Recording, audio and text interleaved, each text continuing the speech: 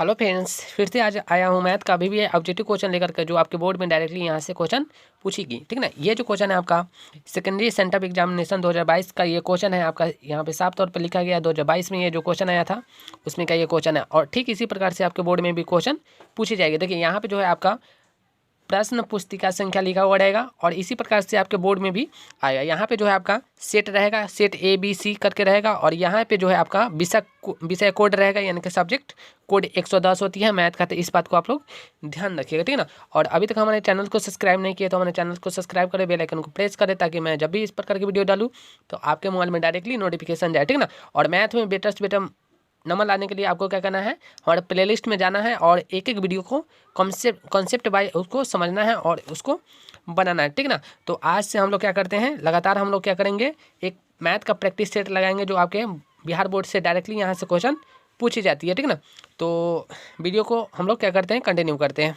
तो उसके पहले मैं आपको एक बात बता देता हूँ कि यहाँ पे जो है 100 ऑब्जेक्टिव पूछा जाएगा और 30 आपसे सब्जेक्टिव यानी कि 2 नंबर वाला क्वेश्चन पूछा जाएगा, और यहाँ पे जो है आपका 8 क्वेश्चन आपका लॉन्ग क्वेश्चन पूछा जाएगा। इस सारे का 50% आपको बनाना है, यानी कि 100 का 50, 30 का 15 और 8 का 4 बनाना है आपको क्वेश्चन, ठीक ना। इस बात को आप लोग ध्यान रखिएगा, ठीक ना। और आपके पूरे एग्जामिनेशन में जो आपको मिलेगा 3 घंटा 15 मिनट मिलेगा। और एक बात बता देते हैं आपको, बहुत ही महत्वपूर्ण है, आपका जो एडमिट कार्ड है जारी कर दिया गया है। अभी तक आप एडमिट कार्ड नहीं लिए हैं तो अपने स्कूल में जा करके एडमिट कार्ड ले सकते हैं, ठीक है ना। चलिए हम लोग स्टार्ट करते हैं अपने वीडियो को।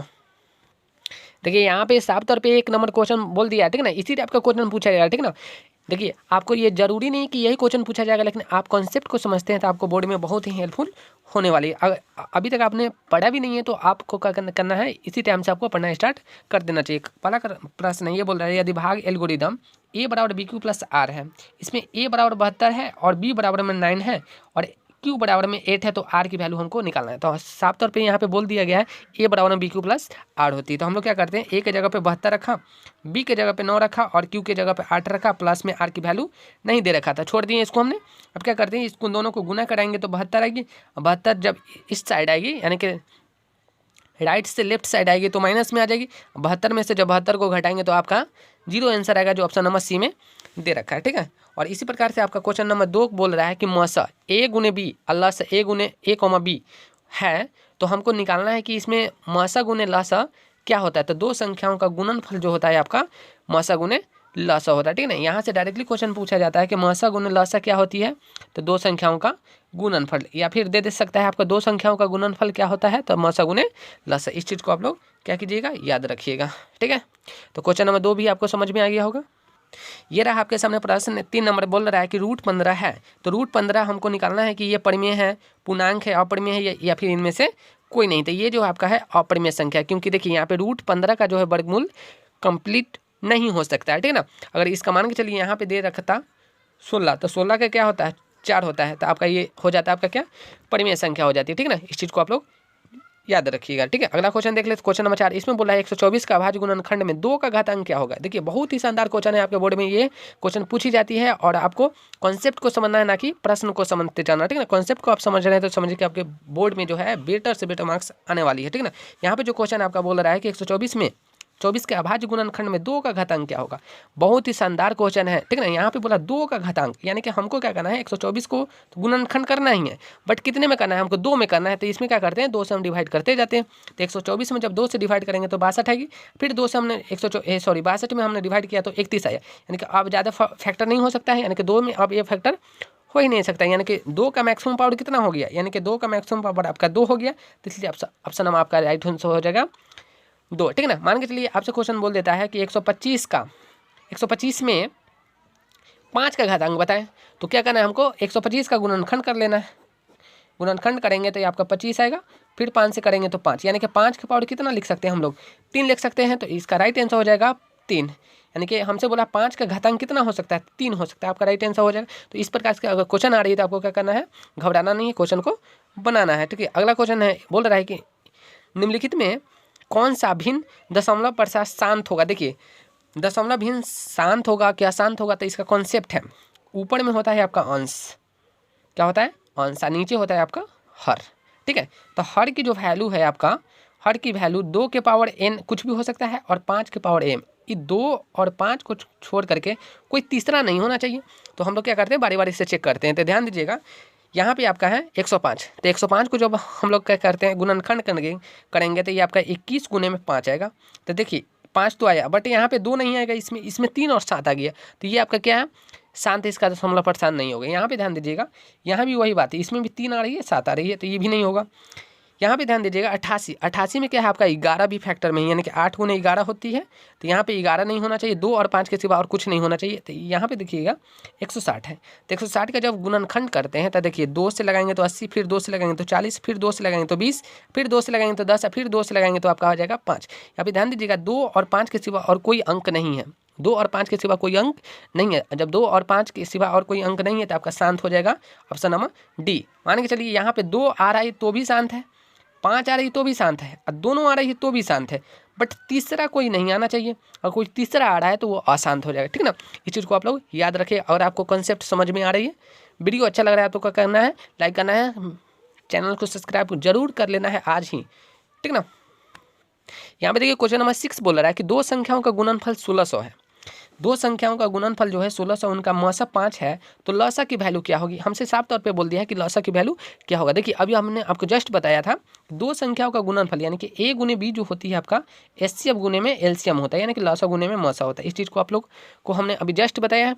तो यहाँ पे a गुने b की वैल्यू कितना दे रखा है 1600, और मौसा कितना दे रखा है, तो मौसा आपका 5 है, और लौसा की वैल्यू दिया ही नहीं। तो हम लोग क्या करते हैं ना कि लौसा निकालना है, तो इस 5 को जब इधर डिवाइड में भेजेंगे तो आपका राइट आंसर हो जाएगा 320, यानी कि जब इस 1600 में जब 5 से डिवाइड कीजिएगा तो आपका राइट आंसर हो जाएगा 320, जो ऑप्शन नंबर सी में दे रखा है, ठीक ना। इस चीज़ को आप लोग याद रखिएगा। अगला क्वेश्चन देख लेते, क्वेश्चन नंबर 7 बोल रहा है कि 36 तथा 84 का मौसा क्या होगा। तो बहुत ही बचा वाला क्वेश्चन है, ठीक ना। आपको क्या करना है, इसका मौसा निकालना है। तो मौसा निकालने के लिए क्या करिएगा, मौसा बोलते किसको होते हैं, देखिए चारों ऑप्शन में से जिससे ये भाग पूरा कंप्लीट लगे, नहीं तो हम लोग क्या करते हैं ना कि इसका गुणनखंड करके निकाल लेते हैं। तो 36 है, ये 36 है, और यहाँ पे आपका जो है इसमें बोला नहीं कि किससे निकालना है, हमको गुणनखंड करके हमको निकालना है या फिर भाग विधि से निकालना है। तो हम लोग को क्या करना है कि सिंपल सा कॉन्सेप्ट है भाग विधि से। तो 84 में हम लोग क्या करते हैं, भाग दे देते हैं। तो 36 से जब 84 में भाग देंगे तो 2 मरतबा आएगा 72, जब इसको घटाएंगे तो 2, और ये 12 को क्या करेंगे, घेर देंगे, 36 को उतारेंगे, तो ये आपका हो जाएगा 3 दफ़ा 36।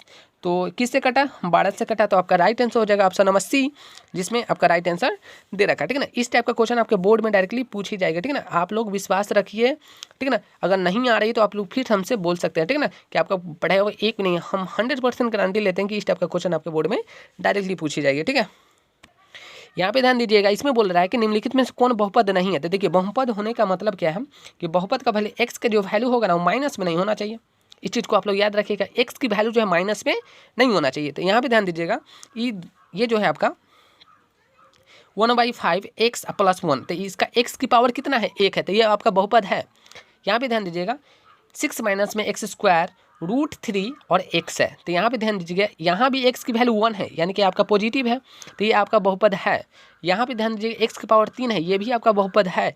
बट यहाँ पे ध्यान दीजिएगा कि 2 में x - 1 है। अब यहाँ पे आप लोग कहिएगा कि x का पावर 1 है, बट यहाँ पे ध्यान दीजिए कि यहाँ पे ये बटा में है, जब इसको सीधा करेंगे तो इन्वर्स में 1 चला जाएगा, ठीक है ना। तो इन्वर्स में 1 चला जाने का मतलब क्या है, माइनस में 1, तो माइनस में 1 आपका हो जाएगा बहुपद में नहीं। इस चीज़ को आप लोग याद रखिएगा, सिंपल तौर पे याद रखिएगा कि पावर जो है माइनस में नहीं होना चाहिए। अब एक कॉन्सेप्ट आती है कि सर एक बात बताइए कि √x को हम लोग क्या माने, इसको हम बहुपद माने या फिर इसको बहुपद नहीं माने। तो करना क्या है, देखिए x है, रूट का वैल्यू क्या होता है 1/2, जब इसको सीधा करते हैं हम लोग तो माइनस में 2 लिखते हैं, तो ये आपका पावर हो गया माइनस में 2, तो ये आपका बहुपद नहीं है। तो रूट वाला से भी आप लोग को क्या करना है, बचना है, उस पर ध्यान देना है, ठीक ना। कभी कभी बोल देता है बहुपद है और बहुपद नहीं है, तो कॉन्सेप्ट को पहले बढ़िया से समझना है।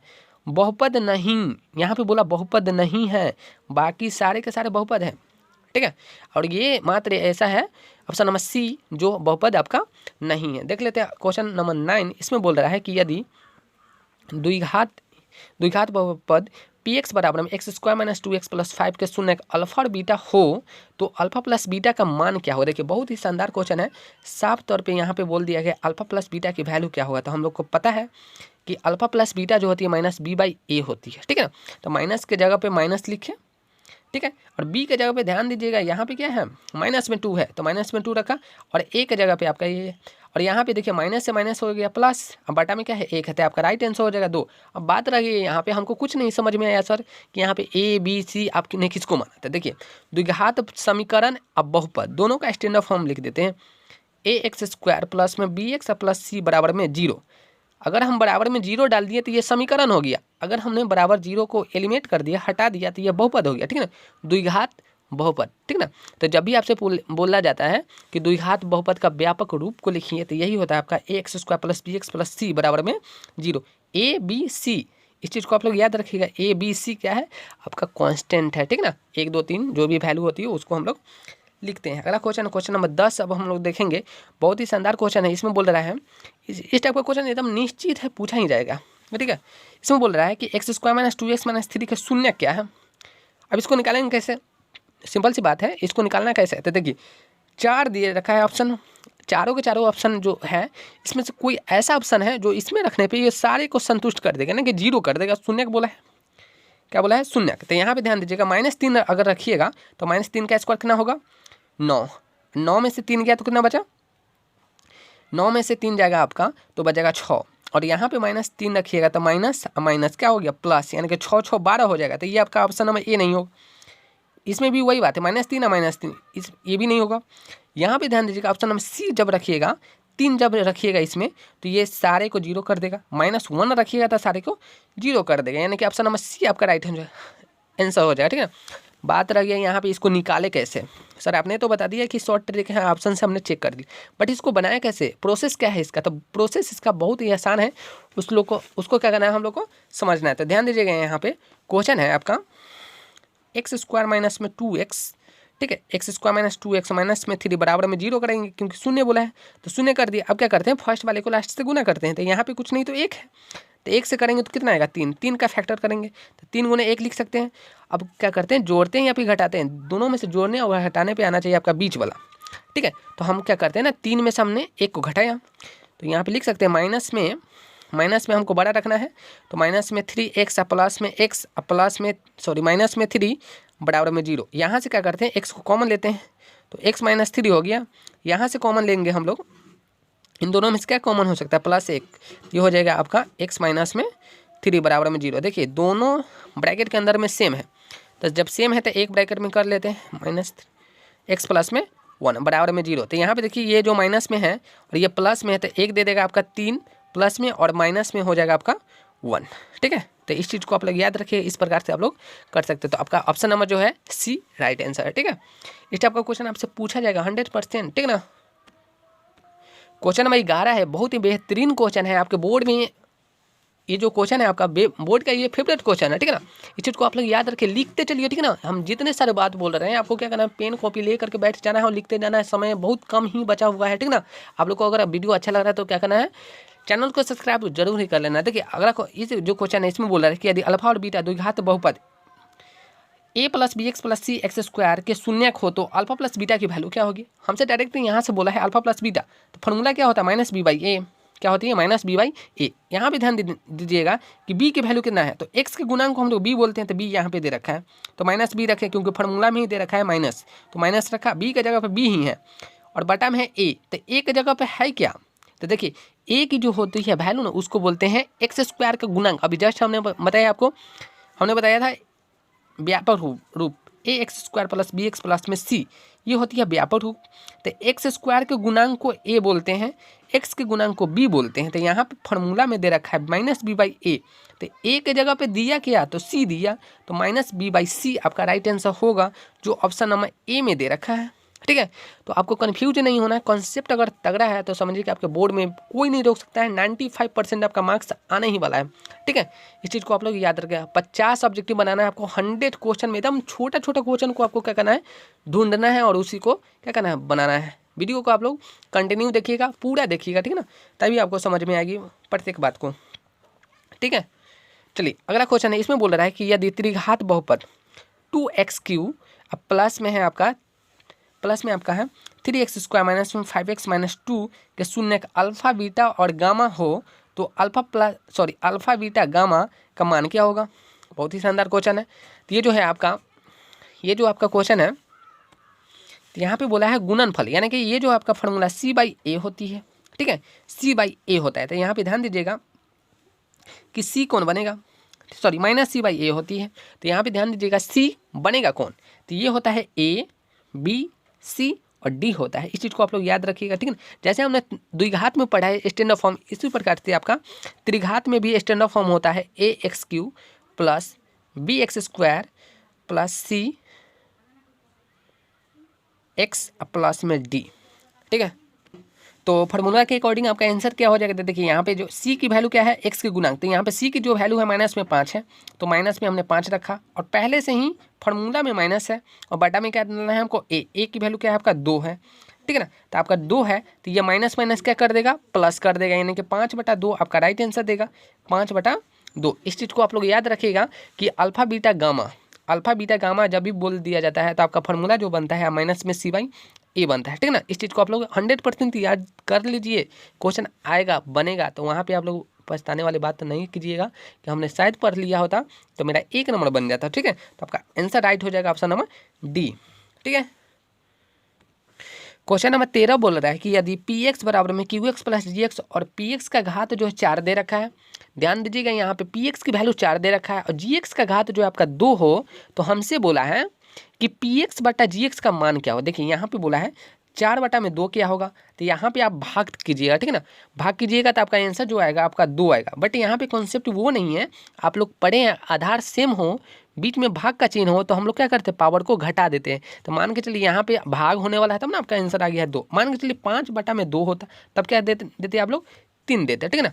आपका क्या आंसर होता है 3 होता है यहाँ पे। बट यहाँ पे जो है आपका 4 में जो है 2 से भाग हो जा रही है तो आप लोग सिंपल बोल दे रहे हैं 2, तो आपका आंसर राइट जो हो जाएगा ऑप्शन नंबर ए, ठीक है ना। पावर को घटाना है हमको, ठीक है ना। आधार सेम है, बीच में भाग का चिन्ह हो तो पावर को करना है घटाना, ना कि भाग देना हमको, ठीक है। इस चीज़ को आप लोग याद रखिए। क्वेश्चन नंबर अब हम लोग देखेंगे 14, इसमें बोल रहा है कि यदि क्यू एक धनात्मक पूर्णांक है, क्यों क्या है एक धनात्मक पूर्णांक है, तो एक धनात्मक विषम पूर्णांक का रूप क्या होगा। इसमें से हमसे बोला है कि 4 ऑप्शन दे रखा है, ठीक है। चारों ऑप्शन में से हमको ढूंढना है विषम पूर्णांक, यानी कि बार बार वो क्या देगा विषम देगा। तो हम लोग क्या करते हैं ऑप्शन में से इसको चेक करते हैं। यहाँ पे देखिए एक रख के देखिए तो 6 गुने 1 जब कीजिएगा तो 6 आएगा, 6 में जब 2 जोड़िएगा तो आपका 8 आ जाएगा, ठीक है। तो आपका आंसर 8 आया। फिर 2 रखिएगा तो 6 दूनी 12, 2 14 देगा। 3 रखिएगा तो 3 6 18, 18 में 2 जोड़िएगा तो आपका 20 देगा, यानी कि बार बार ये सम दे रहा है। तो हमको ढूंढना है विषम, तो ये तो सम दिया, आगे ढूंढ देते हैं। यहाँ पे देखिए वही चीज़ है, यहाँ पे 0 रखिए, 1 रखिए, 2 रखिए, 3 रखिए, दुनिया का कोई संख्या यहाँ पे रख के दिखिएगा ना तो आपका सम ही देगा, ठीक है। और यहाँ पे ध्यान दीजिएगा सेम बात यहाँ पे वही है। तो यहाँ पे अगर दुनिया का कोई भी शब्द रखिएगा, संख्या रखिएगा तो आपका आंसर जो है सम देगा। बट यहाँ पे बी नंबर में देखिएगा आप लोग 6³ प्लस में 3 है। यहाँ पे अगर आप दुनिया का कोई भी संख्या अगर रखते हैं तो आपका हमेशा आंसर जो है विषम संख्या देगा। कैसे, यहाँ पे ध्यान दीजिएगा 6³ प्लस में 3 है तो यहाँ पे 1 की जगह पे क्या डालना है हमको, सॉरी क्यू की जगह पे 1 डालना है या फिर 0 डाल सकते हैं आप। 0 1 2 3 आपको जहाँ तक इन्फिनिटी तक जाना है तो आपको वहाँ तक डाल करके देख सकते हैं।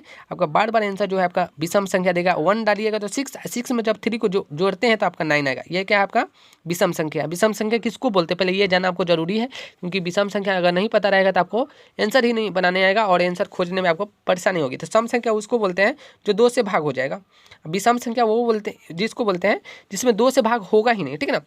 जिसमें 2 से भाग हो गया वो आपका है क्या सम, जिसमें 2 से भाग नहीं हुआ वो है आपका विषम, ठीक है। अगला क्वेश्चन नंबर 15 देख लेते हैं। इसमें बोल रहा है कि बहुपद 3x³ माइनस में 5x² माइनस में 11x माइनस में 3 का घात, हमसे बोला है घात, इसका पावर कितना होगा। तो मैक्सिमम पावर ऑफ x जो होती है आपका घात कहलाती है। तो यहाँ पे ध्यान दीजिएगा कि मैक्सिमम पावर आपका किस में है सबसे ज़्यादा, तो यहाँ पे है आपका x की पावर जो है 3 है। तो आपका आंसर राइट जो बनेगा आपका 3 बनेगा, क्योंकि सबसे ज़्यादा जो अगर किसी की पावर है, देखिए 1 नंबर आपका पक्का यहाँ पे है, नो डाउट है, ये कोई नहीं छीन सकता है आपसे 1 नंबर। हमेशा बार बार बोलता है कि घात घात घात। तो आप लोग ध्यान दीजिएगा कि मैक्सिमम पावर जिसका होगा ना वही आपका घात कहलाएगा, ठीक है। चलिए आगे बढ़ते हैं हम लोग। देखिए ये क्वेश्चन नंबर 16 है। यदि बोल रहा है कि किसी द्विघात बहुपद के शून्यक 1 एवं 1 है तो द्विघात बहुपद होगा।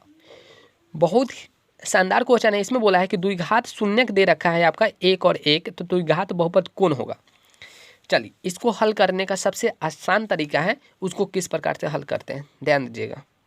देखिए फार्मूला निकालने का जो फार्मूला जो होती है द्विघात बहुपद निकालने का या फिर द्विघात समीकरण निकालने का, वो होता है आपका x square plus alpha plus beta into x minus में अल्फा इंटू बीटा। देखिए एक्स स्क्वायर है तो एक्स स्क्वायर रखेंगे, प्लस है तो प्लस, अल्फा की वैल्यू कितना है 1 है, अब बीटा की वैल्यू 1, तो 1 1 क्या हो गया 2, और एक्स से गुना करेंगे तो आपका हो गया एक्स, अब माइनस है तो माइनस को डालेंगे यहाँ पे, अल्फा इंटू बीटा क्या होगी, तो एक के गुना एक से कराएंगे आप लोग, तो ये आपका आंसर आ जाएगा एक्स स्क्वायर प्लस में 2x माइनस में 1। देखिए यहाँ से आपका 2 नंबर का क्वेश्चन बन चुका है, ठीक है ना, 2 नंबर आपका बन चुका है, और 1 नंबर, ये 3 नंबर आपसे कोई नहीं छीन सकता। कैसे? क्योंकि ये क्वेश्चन जो है आपको जो हमने बताया है ये 2 नंबर में पूछता है और 1 नंबर में पूछता है कि द्विघात समीकरण को बताएं, द्विघात बहुपद को बताएं। तो इस फार्मूला को आप लोग याद रखिएगा, x square plus alpha into beta, alpha plus beta into x minus में अल्फा इंटू बीटा जो होती है आपका द्विघात समीकरण बोले या बहुपद निकालने का फार्मूला होता है। अगर बराबर में आप लोग क्या कर दीजिएगा, 0 डाल देते हैं तो ये समीकरण होता है, 0 को हटा दीजिएगा तो ये द्विघात बहुपद होती है, ठीक ना। बस इतनी छोटी सी अंतर है। अगला क्वेश्चन नंबर 17 बोल रहा है कि निम्नलिखित में कौन यौगिक संख्या है। देखिए यौगिक संख्या बहुत ही शानदार क्वेश्चन है, हमसे बोला है यौगिक संख्या। तो सबसे पहले जानना होगा कि यौगिक संख्या बोलते किसको। देखिए जिसका गुणनखंड हो सकता है, ठीक है ना, जिसका गुणनखंड हो जाएगा वो आपका यौगिक संख्या कहलाएगा, जिसका गुणनखंड नहीं होगा वो आपका रूढ़ संख्या कहलाती है, ठीक ना। वो क्या कहलाती है, रूढ़ संख्या, जिसको हम लोग बोलते हैं उसको बोलते हैं अभाज्य संख्या भी, ठीक है ना। तो यहाँ पे 13 जो है आपका अभाज्य है, किसी संख्या से भाग नहीं हुई, यानी कि रूढ़ संख्या है। 23 आपका रूढ़ संख्या है, 17 आपका रूढ़ संख्या, 32 यहाँ पे ध्यान दीजिएगा, ये जो 32 है आपका ये यौगिक संख्या है, ठीक है ना। तो यौगिक देखिए घुमा करके क्वेश्चन बोलता है, ठीक है ना। तो ये सब आपका फैक्चुअल क्वेश्चन है, ठीक है ना। तो इस चीज को आप लोग क्या करना है, लिखते चलना है, ठीक है ना। बहुत ही शानदार क्वेश्चन ये सब है, ठीक है। अगला क्वेश्चन देख लेते हैं। क्वेश्चन नंबर 18 बोल रहा है कि देखिए ये जो आपका क्वेश्चन है ना, आपका ओरिजिनल क्वेश्चन है, और इसी प्रकार से आपको बोर्ड में क्वेश्चन मिलेगा, ठीक है ना। हमने आपको जो पेपर दिखाया है ये आपका सेंट्रल एग्जामिनेशन का क्वेश्चन है, ठीक है ना। क्वेश्चन नंबर 18 बोल रहा है कि निम्नलिखित में कौन सा एक सअभाज्य। सअभाज्य का मतलब क्या होता है, दो संख्याओं का मसा अगर 1 है तो वो आपका सअभाज्य संख्या कहलाएगा। तो देखते हैं कि किसका मसा जो है आपका 1 बनता है। तो ध्यान दीजिएगा यहाँ पे कि 18 और 25, 31 और 93, 32 और 62, इनमें से किसका संख्या जो है, ठीक है ना, 1 बनता है, यानी कि मसा जो आपका 1 बनता है। तो ध्यान दीजिएगा 14 और 35 का सबसे पहले देख लेते हैं। तो 14 और 35 का जब देखेंगे तो 14 से जब 35 में भाग देंगे तो देखते हैं इसका मसा 1 आता है कि नहीं। तो 14 दूनी कितना होता है, 28 होता है। घटाने पर कितना आएगी, 7। 7 से जब 14 में भाग करेंगे तो आपका कट गया, यानी कि आपका आंसर हो जाएगा ये 7, यानी कि ये नहीं बनेगा, ये रॉन्ग है आपका। ये अब सअभाज्य संख्या कभी नहीं हो सकता है। 18 और 25 देख लेते हैं। तो 18 से जब हम क्या करते हैं 25 में भाग करते हैं, ये आपका जो है क्वेश्चन जो है ना, हमने एक स्टूडेंट से मांगा है, ठीक है। तो वो हमको दिया है ये क्वेश्चन, उसी को हम लोग क्या करते हैं, डील कर रहे हैं, ठीक है। तो 18 में जब 25 से भाग कर रहे हैं तो ये आपका 1 आएगा, घटाएंगे तो क्या आएगा 7। 7 से हमको 18 में भाग करना है तो ये आ जाएगा 7 दूनी 14, घटाएंगे तो कितना आएगा आपका 4। 4 से फिर से हमको 7 में भाग करना है तो 4 1 4, 3 आएगा, फिर 4 में करेंगे तो ये आपका 1 मरतबा 3, घटाने पर 1, इसको घेरेंगे 3, यानी कि आपका जो राइट आंसर बन जाएगा आपका ऑप्शन नंबर बी, क्योंकि इसका मौसा जो है आपका 1 आ रहा है। बाकी सबका देखिएगा तो सारे में अलग अलग आंसर आएगा, लेकिन इसका जो मौसा है आपका 1 आ रही है, तो आपका आंसर राइट हो जाएगा ऑप्शन नंबर बी, ठीक है। सअभाज्य याद रखिएगा, सअभाज्य का मतलब होता है दो संख्याओं का मौसा 1, ठीक है। आपको वीडियो अच्छा लग रहा है तो आपको क्या करना है, चैनल को सब्सक्राइब कर लेना है, बेल आइकन को प्रेस कर लेना है, क्योंकि मैं जब भी इस प्रकार की वीडियो डालूँ और बिहार बोर्ड में आपको क्या करना है, 90% मार्क्स लाना ही है, ठीक ना। एकदम गारंटी है यहाँ से क्वेश्चन बनेगा आपका। ये क्वेश्चन नहीं बनेगा लेकिन मेरे कॉन्सेप्ट से क्वेश्चन कहीं नहीं जा सकता, ठीक है ना। पूछेगा आपसे 10वां का पूछेगा कि 11th और 12th पूछेगा, ठीक है। तो आप लोग मेंटेलिटी को थोड़ा सा नहीं सेट कर लीजिए, ठीक है ना। आपसे सिर्फ 10वां का ही पूछा जाएगा। ध्यान दीजिएगा यहाँ पे बोल रहा है क्वेश्चन नंबर 19, यदि बहुपद 3x² प्लस में 8x प्लस के एक शून्यक दूसरे के व्युत्क्रम हो तो के का मान ज्ञात करना है। यानी कि हमसे बोला है कि शून्यक जो है एक दूसरे का व्युत्क्रम है। तो हम लोग जानते हैं कि शून्यक क्या होता है, अल्फा, और क्या होता है, बीटा होता है। यहाँ पे बोला है व्युत्क्रम, यानी कि 1/अल्फा है, ठीक है ना। हमसे बोला है कि के का मान क्या है, तो के का रिलेशन जो है सी से है। तो यहाँ पे हम लोग क्या करते हैं, दो संख्याओं का गुणनफल क्या कहलाता है, c/a होता है। तो यहाँ पे अल्फा इंटू बीटा, बीटा के जगह पे 1/अल्फा ही है, फार्मूला बनता है c/a। तो अल्फा से तो अल्फा गया, सी के जगह पे क्या है, के है। तो अगला स्टेप बनेगा इधर मेरा 1 और सी के जगह पे के रखना है और ए के जगह पे आपको 3 रखना। जब इसको हल करते हैं तो क्रॉस मल्टीप्लिकेशन कराएंगे तो 3 बराबर में के, यानी कि के की वैल्यू कितना है 3, जो ऑप्शन नंबर ए में आपका दे रखा है, ठीक है ना। तो इस प्रकार से आपको क्वेश्चन को क्या करना है, हल करना है, ठीक है ना। कॉन्सेप्ट को समझते चलना है, क्योंकि इस प्रकार के क्वेश्चन आपके बोर्ड में डायरेक्टली पूछी जाएगी। अगला क्वेश्चन देख लेते हैं। क्वेश्चन नंबर 20 बोल रहा है, बहुत ही शानदार क्वेश्चन है। इसमें बोल रहा है यहाँ से क्वेश्चन आपका 9 क्वेश्चन बनेगा। किस प्रकार से क्वेश्चन बनेगा अभी हम लोग देखेंगे, ठीक है ना। इसमें बोल रहा है कि यदि a1/a2 बराबर b1/b2 बराबर c1/c2 हो तो तब समीकरण निकालें a1x b1y प्लस c1 बराबर 0, ये ना दे रखा है, ठीक है ना। कंडीशन आपका यहाँ पे, कंडीशन यहाँ पे बोल रहा है कि ये कितने हल होंगे। तो देखिए जब तीनों के तीनों बराबर होगा a1 a2 b1 b2 c1 c2, जब तीनों के तीनों बराबर होगा तो इसमें जो हल की संख्या होता है आपका अनंत होता है, ठीक है। इसमें हलों की संख्या क्या होता है, अनंत होता है। अगर बात किया जाए कि इसका ग्राफ कैसा खिंचाता है, तो ग्राफ आपका जो इसमें खिंचाता है आपका, ये खिंचाता है समपाती, यानी कि ये आपका ग्राफ है, एक ही लाइन पे दोनों रेखा खिंचाएगी, ठीक है। एक ही लाइन पे आपका क्या खिंचाएगा, दोनों खिंचाएगा। मान लेते हैं कंडीशन यहाँ पे है, देखिए यहाँ पे क्वेश्चन खूब पूछा जाता है a1/a2 b1/b2 c1/c2 not equal to, अगर पहला में डाल दिया जाता है तो इसका हल होता है 1। ग्राफ कैसा खिंचाता है, प्रतिच्छेदी खिंचाता है, प्रतिच्छेदी खिंचाता है। इस चीज़ को आप लोग याद रखिएगा। मान के चलिए कि यहाँ पे दे रखा है a1/a2 b1/b2 c1/c2 not equal to यहाँ पे लगता है, तो इसमें जो है एक भी हल नहीं होगा, कोई हल नहीं होगा, ठीक है, कोई हल नहीं होगा। इसमें ग्राफ कैसा खिंचाएगा, तो इसमें ग्राफ जो खिंचाता है वो खिंचाता है आपका समानांतर, ठीक है। और इस समीकरण का नाम से हम लोग किस नाम से जानते हैं, तो इसको बोलते हैं विरोधी, ठीक है। ये भी आप लोग याद रखें, विरोधी। बाकी सब के सब जो भी होता है जिसमें हल होता है, इसमें एक हल हुआ, ठीक है, इसमें जो है अनंत हल हुआ, तो इस समीकरण को किस नाम से जानते हैं, अविरोधी, ठीक है।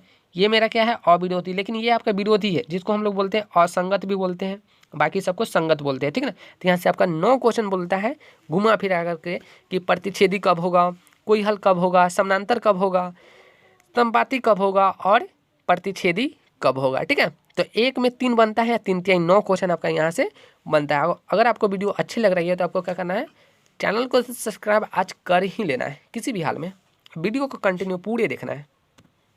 21 नंबर क्वेश्चन बोल रहा है कि समीकरण x + y के वास्तविक संख्याओं का समूह कितने हल होंगे। तो यहाँ पे ध्यान दीजिएगा, हमसे बोला है कि x + y के वास्तविक समूह हल कितने हैं। देखिए यहाँ पे x है y है, तो x की वैल्यू आप 1 2 3 4 5 1000 तक रखते जाइएगा तो y की वैल्यू अनगिनत आते जाएगा, ठीक है ना। तो इसका राइट आंसर हो जाएगा ये नहीं, आपका राइट आंसर हो जाएगा ऑप्शन नंबर बी, ठीक है ना। इसमें समूह हल की संख्या कितनी हो जाएगी, तो अनगिनत हो जाएगी, ठीक है। इस चीज़ को आप लोग याद रखिए, क्योंकि x के जगह पर रखते जाइएगा वैल्यू, y की वैल्यू आते जाएगा। अगला क्वेश्चन है, इसमें बोल रहा है कि 22 नंबर क्वेश्चन है, ये बोल रहा है कि यदि 29x प्लस में 37y बराबर में 103 एवं 37x प्लस में 29y बराबर में 95 है, तब हमसे बोल रहा है कि इसका हल क्या है। बहुत ही शानदार क्वेश्चन है, ऑप्शन भी दे रखा है। हम लोग क्या करते हैं, बारी बारी से इसमें पुट करके देख रहे हैं, क्योंकि इतने को हल करने से अच्छा है कि हम लोग क्या करते हैं, पुट कर देते हैं। तो x के जगह पर रखते हैं तो 29, और यहाँ पे y के जगह पे हमको रखना है कि ना 2, तो 37 दूना होता है 74, 74 में जब 29 जोड़ेंगे तो 103 आ सकता है क्या,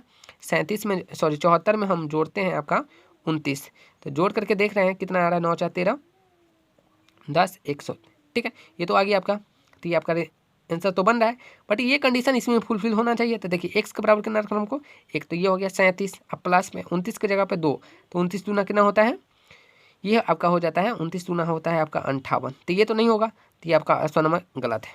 बी नंबर देख लेते हैं, 2 रखेंगे तो 37 दूना होता है 74, y के जगह पर रखना है y, तो ये तो अभी जस्ट अभी हम लोग देखे नहीं हुआ, ठीक है। x बराबर कितना रखना है, 37 दूना 74, ठीक है, तो 74 और यहाँ पे 29, तो ये आपका 95 कभी आएगा, नहीं आएगा, ये भी गया। x बराबर 3 रखेंगे और y बराबर 2, जब इसको हल करेंगे तो 103 कभी नहीं आ सकता है, बट यहाँ पे ध्यान दीजिएगा x बराबर 2 रखिए तो 29 दूना होता है 58, और y बराबर 3 रखना है तो 37 तिया जो होता है एक मिनट ध्यान दीजिएगा, यहाँ पे हमने गलत कर दिया था, यहाँ पे 103 लाना है, यहाँ पे 95 ही लाना था। तो जब x बराबर 1 रखिएगा तो 37 में हमको 2 से गुना करना है y में, तो जब y में जब 29 में जब 2 से गुना करेंगे तो 58 में जब इसको जोड़ेंगे तो आपका 95 आपका राइट आंसर आ जाएगा। तो इसलिए आपका ऑप्शन नंबर आपका राइट आंसर ए ही हो जाएगा, ठीक है ना। मिसिंग हो सकता है, गलत हो सकता है, लेकिन कॉन्सेप्ट को समझना बहुत जरूरी है, ठीक है ना। इस चीज़ को आप लोग याद रखिएगा, ठीक है। तो क्वेश्चन को देख करके घबराना नहीं है, ठीक है। आगे हम लोग देख लेते हैं। क्वेश्चन नंबर 23 बोल रहा है कि एक घातीय समीकरण का लेखा चित्र हमेशा क्या निरूपण करता है। तो देखिए एक घातीय है तो इसका जो एक घात वाला बनता है आपका सरल रेखा बनता है, ठीक है। इस चीज़ को आप लोग याद रखिए। द्विघात वाला में आपको हमने बताया था उधर क्या होती है, ठीक है। तो आपका 23 का आंसर हो जाएगा ऑप्शन नंबर ए। अगला क्वेश्चन नंबर 24 बोल रहा है कि के किस मान के लिए समीकरण निकाय के एक्स प्लस में के एक्स माइनस वाई बराबर 2 और 6x माइनस 2y बराबर में 3 का अद्वितीय हल होगा। देखिए यहाँ पे क्वेश्चन आ गया, जस्ट अभी हमने बताया था कि 9 क्वेश्चन यहाँ से बनेगा। अद्वितीय हल होने का क्या मतलब है, पहला मतलब में कट लगे a1/a2 not equal to b1/b2 बराबर में c1/c2। बस इस कंडीशन पे क्या करना है, इस क्वेश्चन को हम लोग को क्या करना है, सेट कर देना। देखिए यहाँ पे a1 की जगह पे कितना दे रखा है, तो a1 की जगह पे k दे रखा है, तो k रखा। a2 की जगह पे कितना है 6 है, नॉट इक्वल टू डालना है हमको। b1 की जगह पे कितना है, यहाँ पे कुछ नहीं तो 1 है, माइनस में 1, ठीक है। b2 के जगह पे तो माइनस में 2। बस इसी को हमको हल करना है, क्योंकि k की वैल्यू यहाँ पे है।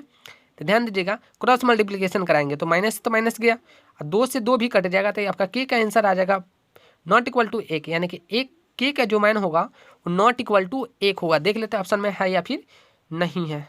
यहाँ पे जो आपका ऑप्शन में है ही नहीं है, सॉरी यहाँ पे हमने गलत किया था। a2 की जगह पे ध्यान दीजिएगा, a2 की जगह पे 6 है, हमने क्या डाल दिया यहाँ पे 2, तो गलत तो होगा ही। यहाँ पे डालना हमको 6, तो यहाँ पे 2 से जब 6 को काटेंगे तो आपका आंसर आ जाएगा 3, ठीक है। तो k की वैल्यू जो है नॉट इक्वल टू होना चाहिए आपका 3, तो ऑप्शन में है ऑप्शन नंबर डी, ठीक ना। तो आपको क्या करना है, ध्यानपूर्वक क्वेश्चन को बनाना है, समझना है, ठीक है। तो यहाँ पे हमने देखिए यहाँ पे मिस हो गया था, यहाँ पे a2 की जगह पे हमको रखना था 6, हमने डाल दिया 2। देखिए ऑप्शन में था ही नहीं, थी यहाँ पे पकड़ा गया। मान के चलो ऑप्शन में आ जाता था, आप लोग क्या करते, टिक लगा देते, तो वहाँ पे आपका 1 नंबर चला जाता, ठीक है ना। तो आपको क्या करना है, ध्यानपूर्वक ही क्वेश्चन को बनाना है। देखिए अगला क्वेश्चन है, क्वेश्चन नंबर 25 बोल रहा है कि यदि 2 चर में रैखिक समीकरण के आलेख समानांतर। देखिए क्वेश्चन कैसे बन रहा है, अभी हमने जस्ट बताया था ना, 9 क्वेश्चन बनता है बाबू, 9 क्वेश्चन यानी कि 9 मार्क्स, ठीक ना। तो इस चीज़ को आप लोग सीरियस लीजिए, ठीक है ना। हमसे बोल रहा है कि समानांतर रेखाएं हो तो हलों की संख्या क्या होगी। अभी जस्ट बताया था समानांतर होने पर कंडीशन क्या था, इसमें नॉट इक्वल टू होना चाहिए, समानांतर होने पर कोई हल नहीं होगा, ठीक ना, कोई हल नहीं होगा। और इसका जो है इस समीकरण को किस नाम से जानेंगे, विरोधी। तो इसमें ऑप्शन नंबर बी आपका राइट आंसर हो जाएगा, ठीक है ना। समानांतर होने पर कोई हल नहीं है। हमसे रिवर्स क्वेश्चन बोल देता है, कोई हल नहीं होने पे इसका आलेख कैसा खिंचाएगा, तो समानांतर खिंचाएगा, सिंपल सी बात है।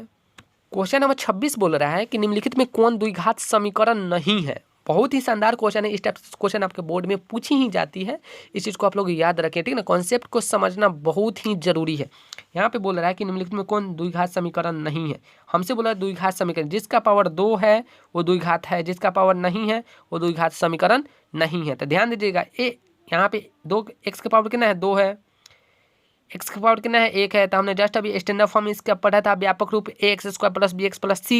तो इस रूप में तो है ही, प्लस माइनस मायने नहीं रखता है, इसका पावर मायने रखता है। तो यहाँ पे पावर 2 चल रहा है, यहाँ पे ध्यान दीजिए पावर 2 चल रहा है, यहाँ पे देखिए पावर 2 चल रहा है, बट यहाँ पे x की पावर 1/2 हो गया, रूट का मतलब 1/2। यहाँ पे ध्यान दीजिए x का पावर कितना है, 2 है, x वाला गायब है, कोई बात नहीं है, बट यहाँ पे जो है आपका आंसर ये हो जाएगा। ये आपका द्विघात समीकरण कभी नहीं हो सकता है, ठीक ना। क्यों नहीं हो सकता, क्योंकि x का पावर कितना है 1/2, यानी कि रूट में आंसर है, इसलिए आपका द्विघात समीकरण ये नहीं है। बाकी सारे के सारे आपका द्विघात समीकरण है, इस चीज़ को आप लोग याद रखिएगा, अपने भेजे में उतार लीजिए, ठीक है ना। 1 नंबर की बात है, और 1 नंबर नहीं कॉन्सेप्ट की बात है। यहाँ पे ध्यान दीजिएगा, क्वेश्चन नंबर 27 बोल रहा है कि द्विघात समीकरण bx² plus x plus c का विवेचक कौन है। बहुत ही शानदार क्वेश्चन इसमें बोल रहा है कि bx² प्लस में ax प्लस c। देखिए यहाँ पे क्वेश्चन को घुमाया है, हमने पढ़ा था x² के गुणांक को a बोलते हैं, यहाँ पे b दे दिया, इससे हमको कोई मतलब नहीं है। हमने फार्मूला पढ़ रखा है कि यहाँ पे जो होती है आपका d बराबर जो होती है b² माइनस में 4ac होता है। तो b के जगह पे कितना दे रखा है, a, कोई बात नहीं, हमको कॉन्सेप्ट पता होना चाहिए। b के जगह पे a है तो हमने a का स्क्वायर किया, माइनस है तो माइनस डाला, 4 है तो 4, a के जगह पे b है तो b डाला, c के जगह पे c ही है c डाला, तो ये आपका हो जाएगा ऑप्शन नंबर ए, क्योंकि ऑप्शन नंबर ए में साफ तौर पे दे रखा है a² माइनस में 4bc, ठीक है। क्वेश्चन नंबर 28 को देखेंगे अब हम लोग। देखिए क्वेश्चन नंबर 28 अभी जस्ट 27 जो पढ़े हैं उसी टाइप का क्वेश्चन यहाँ पे बोल दिया गया है। द्विघात समीकरण x² + 4x + 1 का विविक्तर क्या होगा। विविक्तर को हम लोग डी बोलते हैं, यानी कि विवेचक बोलते हैं, ठीक ना। तो यहाँ पे हमसे बोला है कि डी की वैल्यू क्या होगा, तो हम लोग निकालेंगे। अभी जस्ट बताए हम लोग को b² - में 4ac होता है, तो b के जगह पे कितना दे रखा है 4 दे रखा है, तो 4 का स्क्वायर माइनस है तो -4 गुने a के जगह पे 1 है 1 डालेंगे, c के जगह पे भी 1 है हमने डाल दिया। यहाँ पे ध्यान दीजिएगा 4 का स्क्वायर 16 होता है, माइनस में जब इसको हल करते हैं तो ये आपका 4, और जब 16 में से जब 4 को घटाएंगे तो आपका 12 आंसर होगा, जो ऑप्शन नंबर ए में दे रखा है, ठीक ना। इस चीज़ को आप लोग याद रखिएगा। इस टाइप का क्वेश्चन अगर आ रही है तो आपका 1 नंबर कहीं नहीं जाना चाहिए, ठीक ना।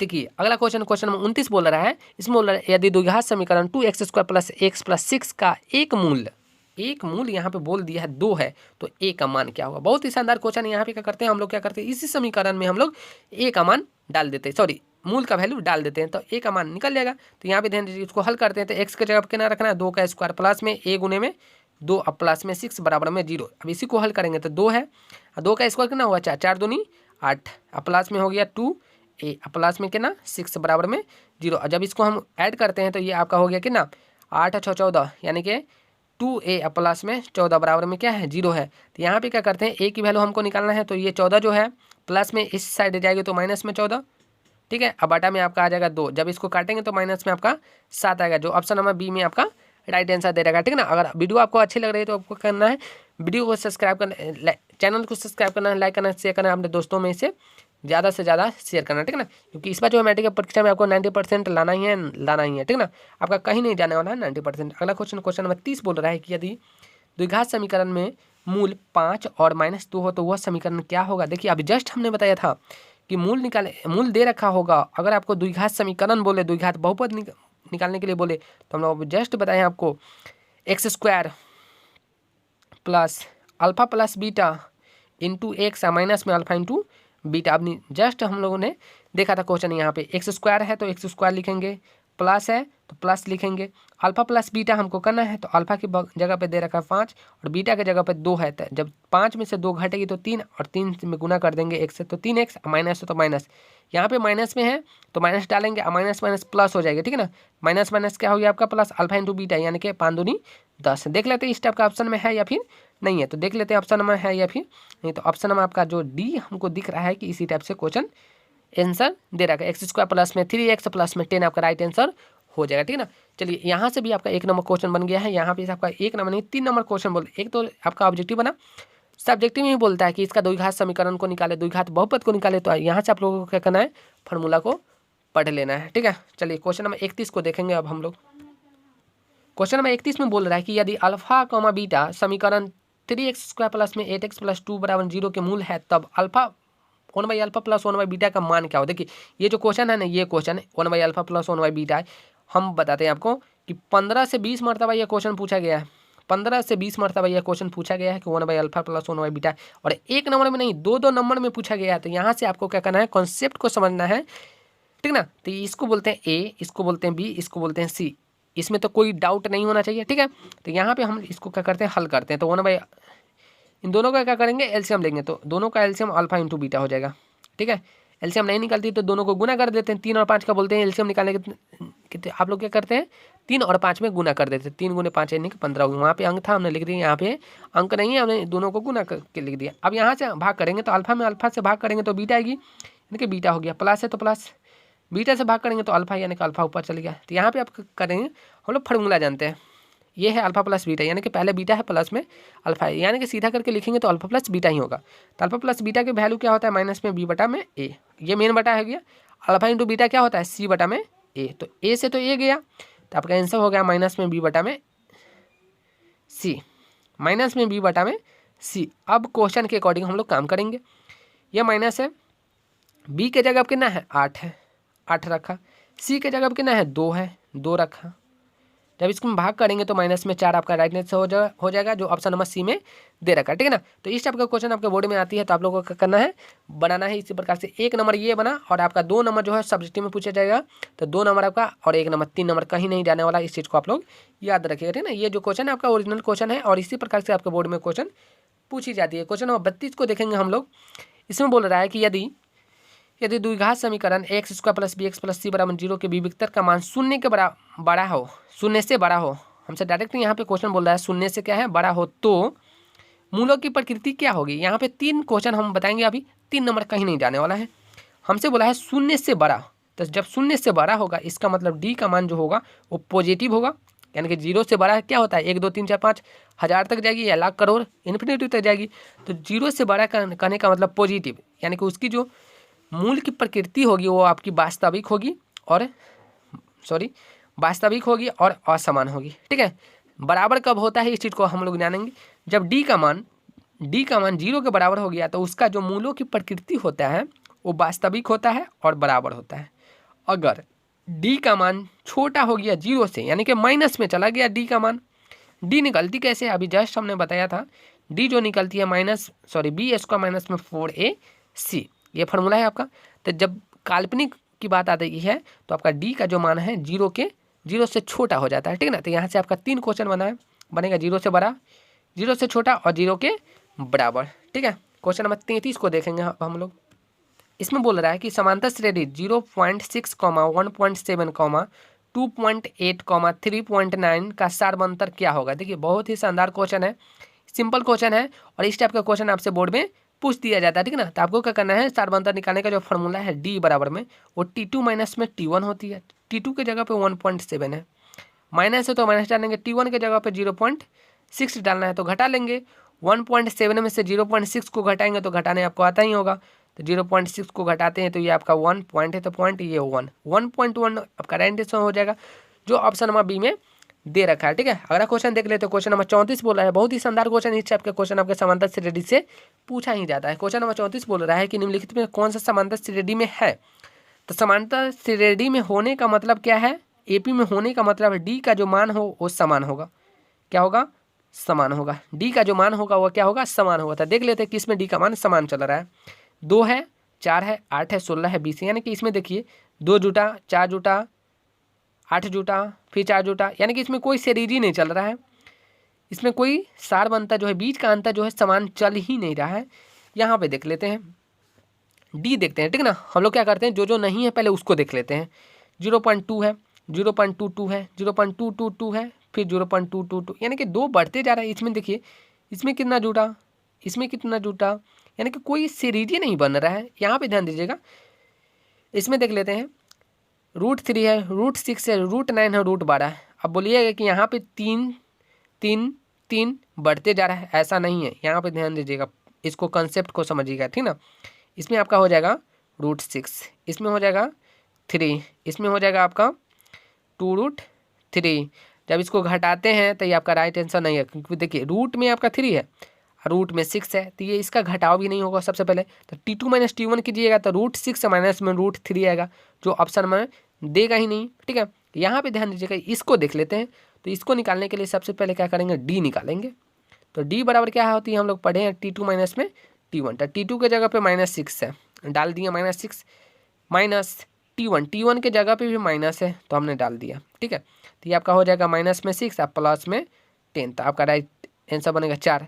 फिर देखते हैं, ये तो 4 बना, क्या इसमें बाकी में 4 जा रहे हैं कि नहीं। अब क्या करते हैं, इसमें से इसको घटाते हैं, यानी कि -2 में से हम घटाते हैं -6 को, 4 आना चाहिए। तो माइनस में 2 अब प्लस में हो गया 6, इसको घटाएंगे तो 4, यानी कि यहाँ पे भी 4 है।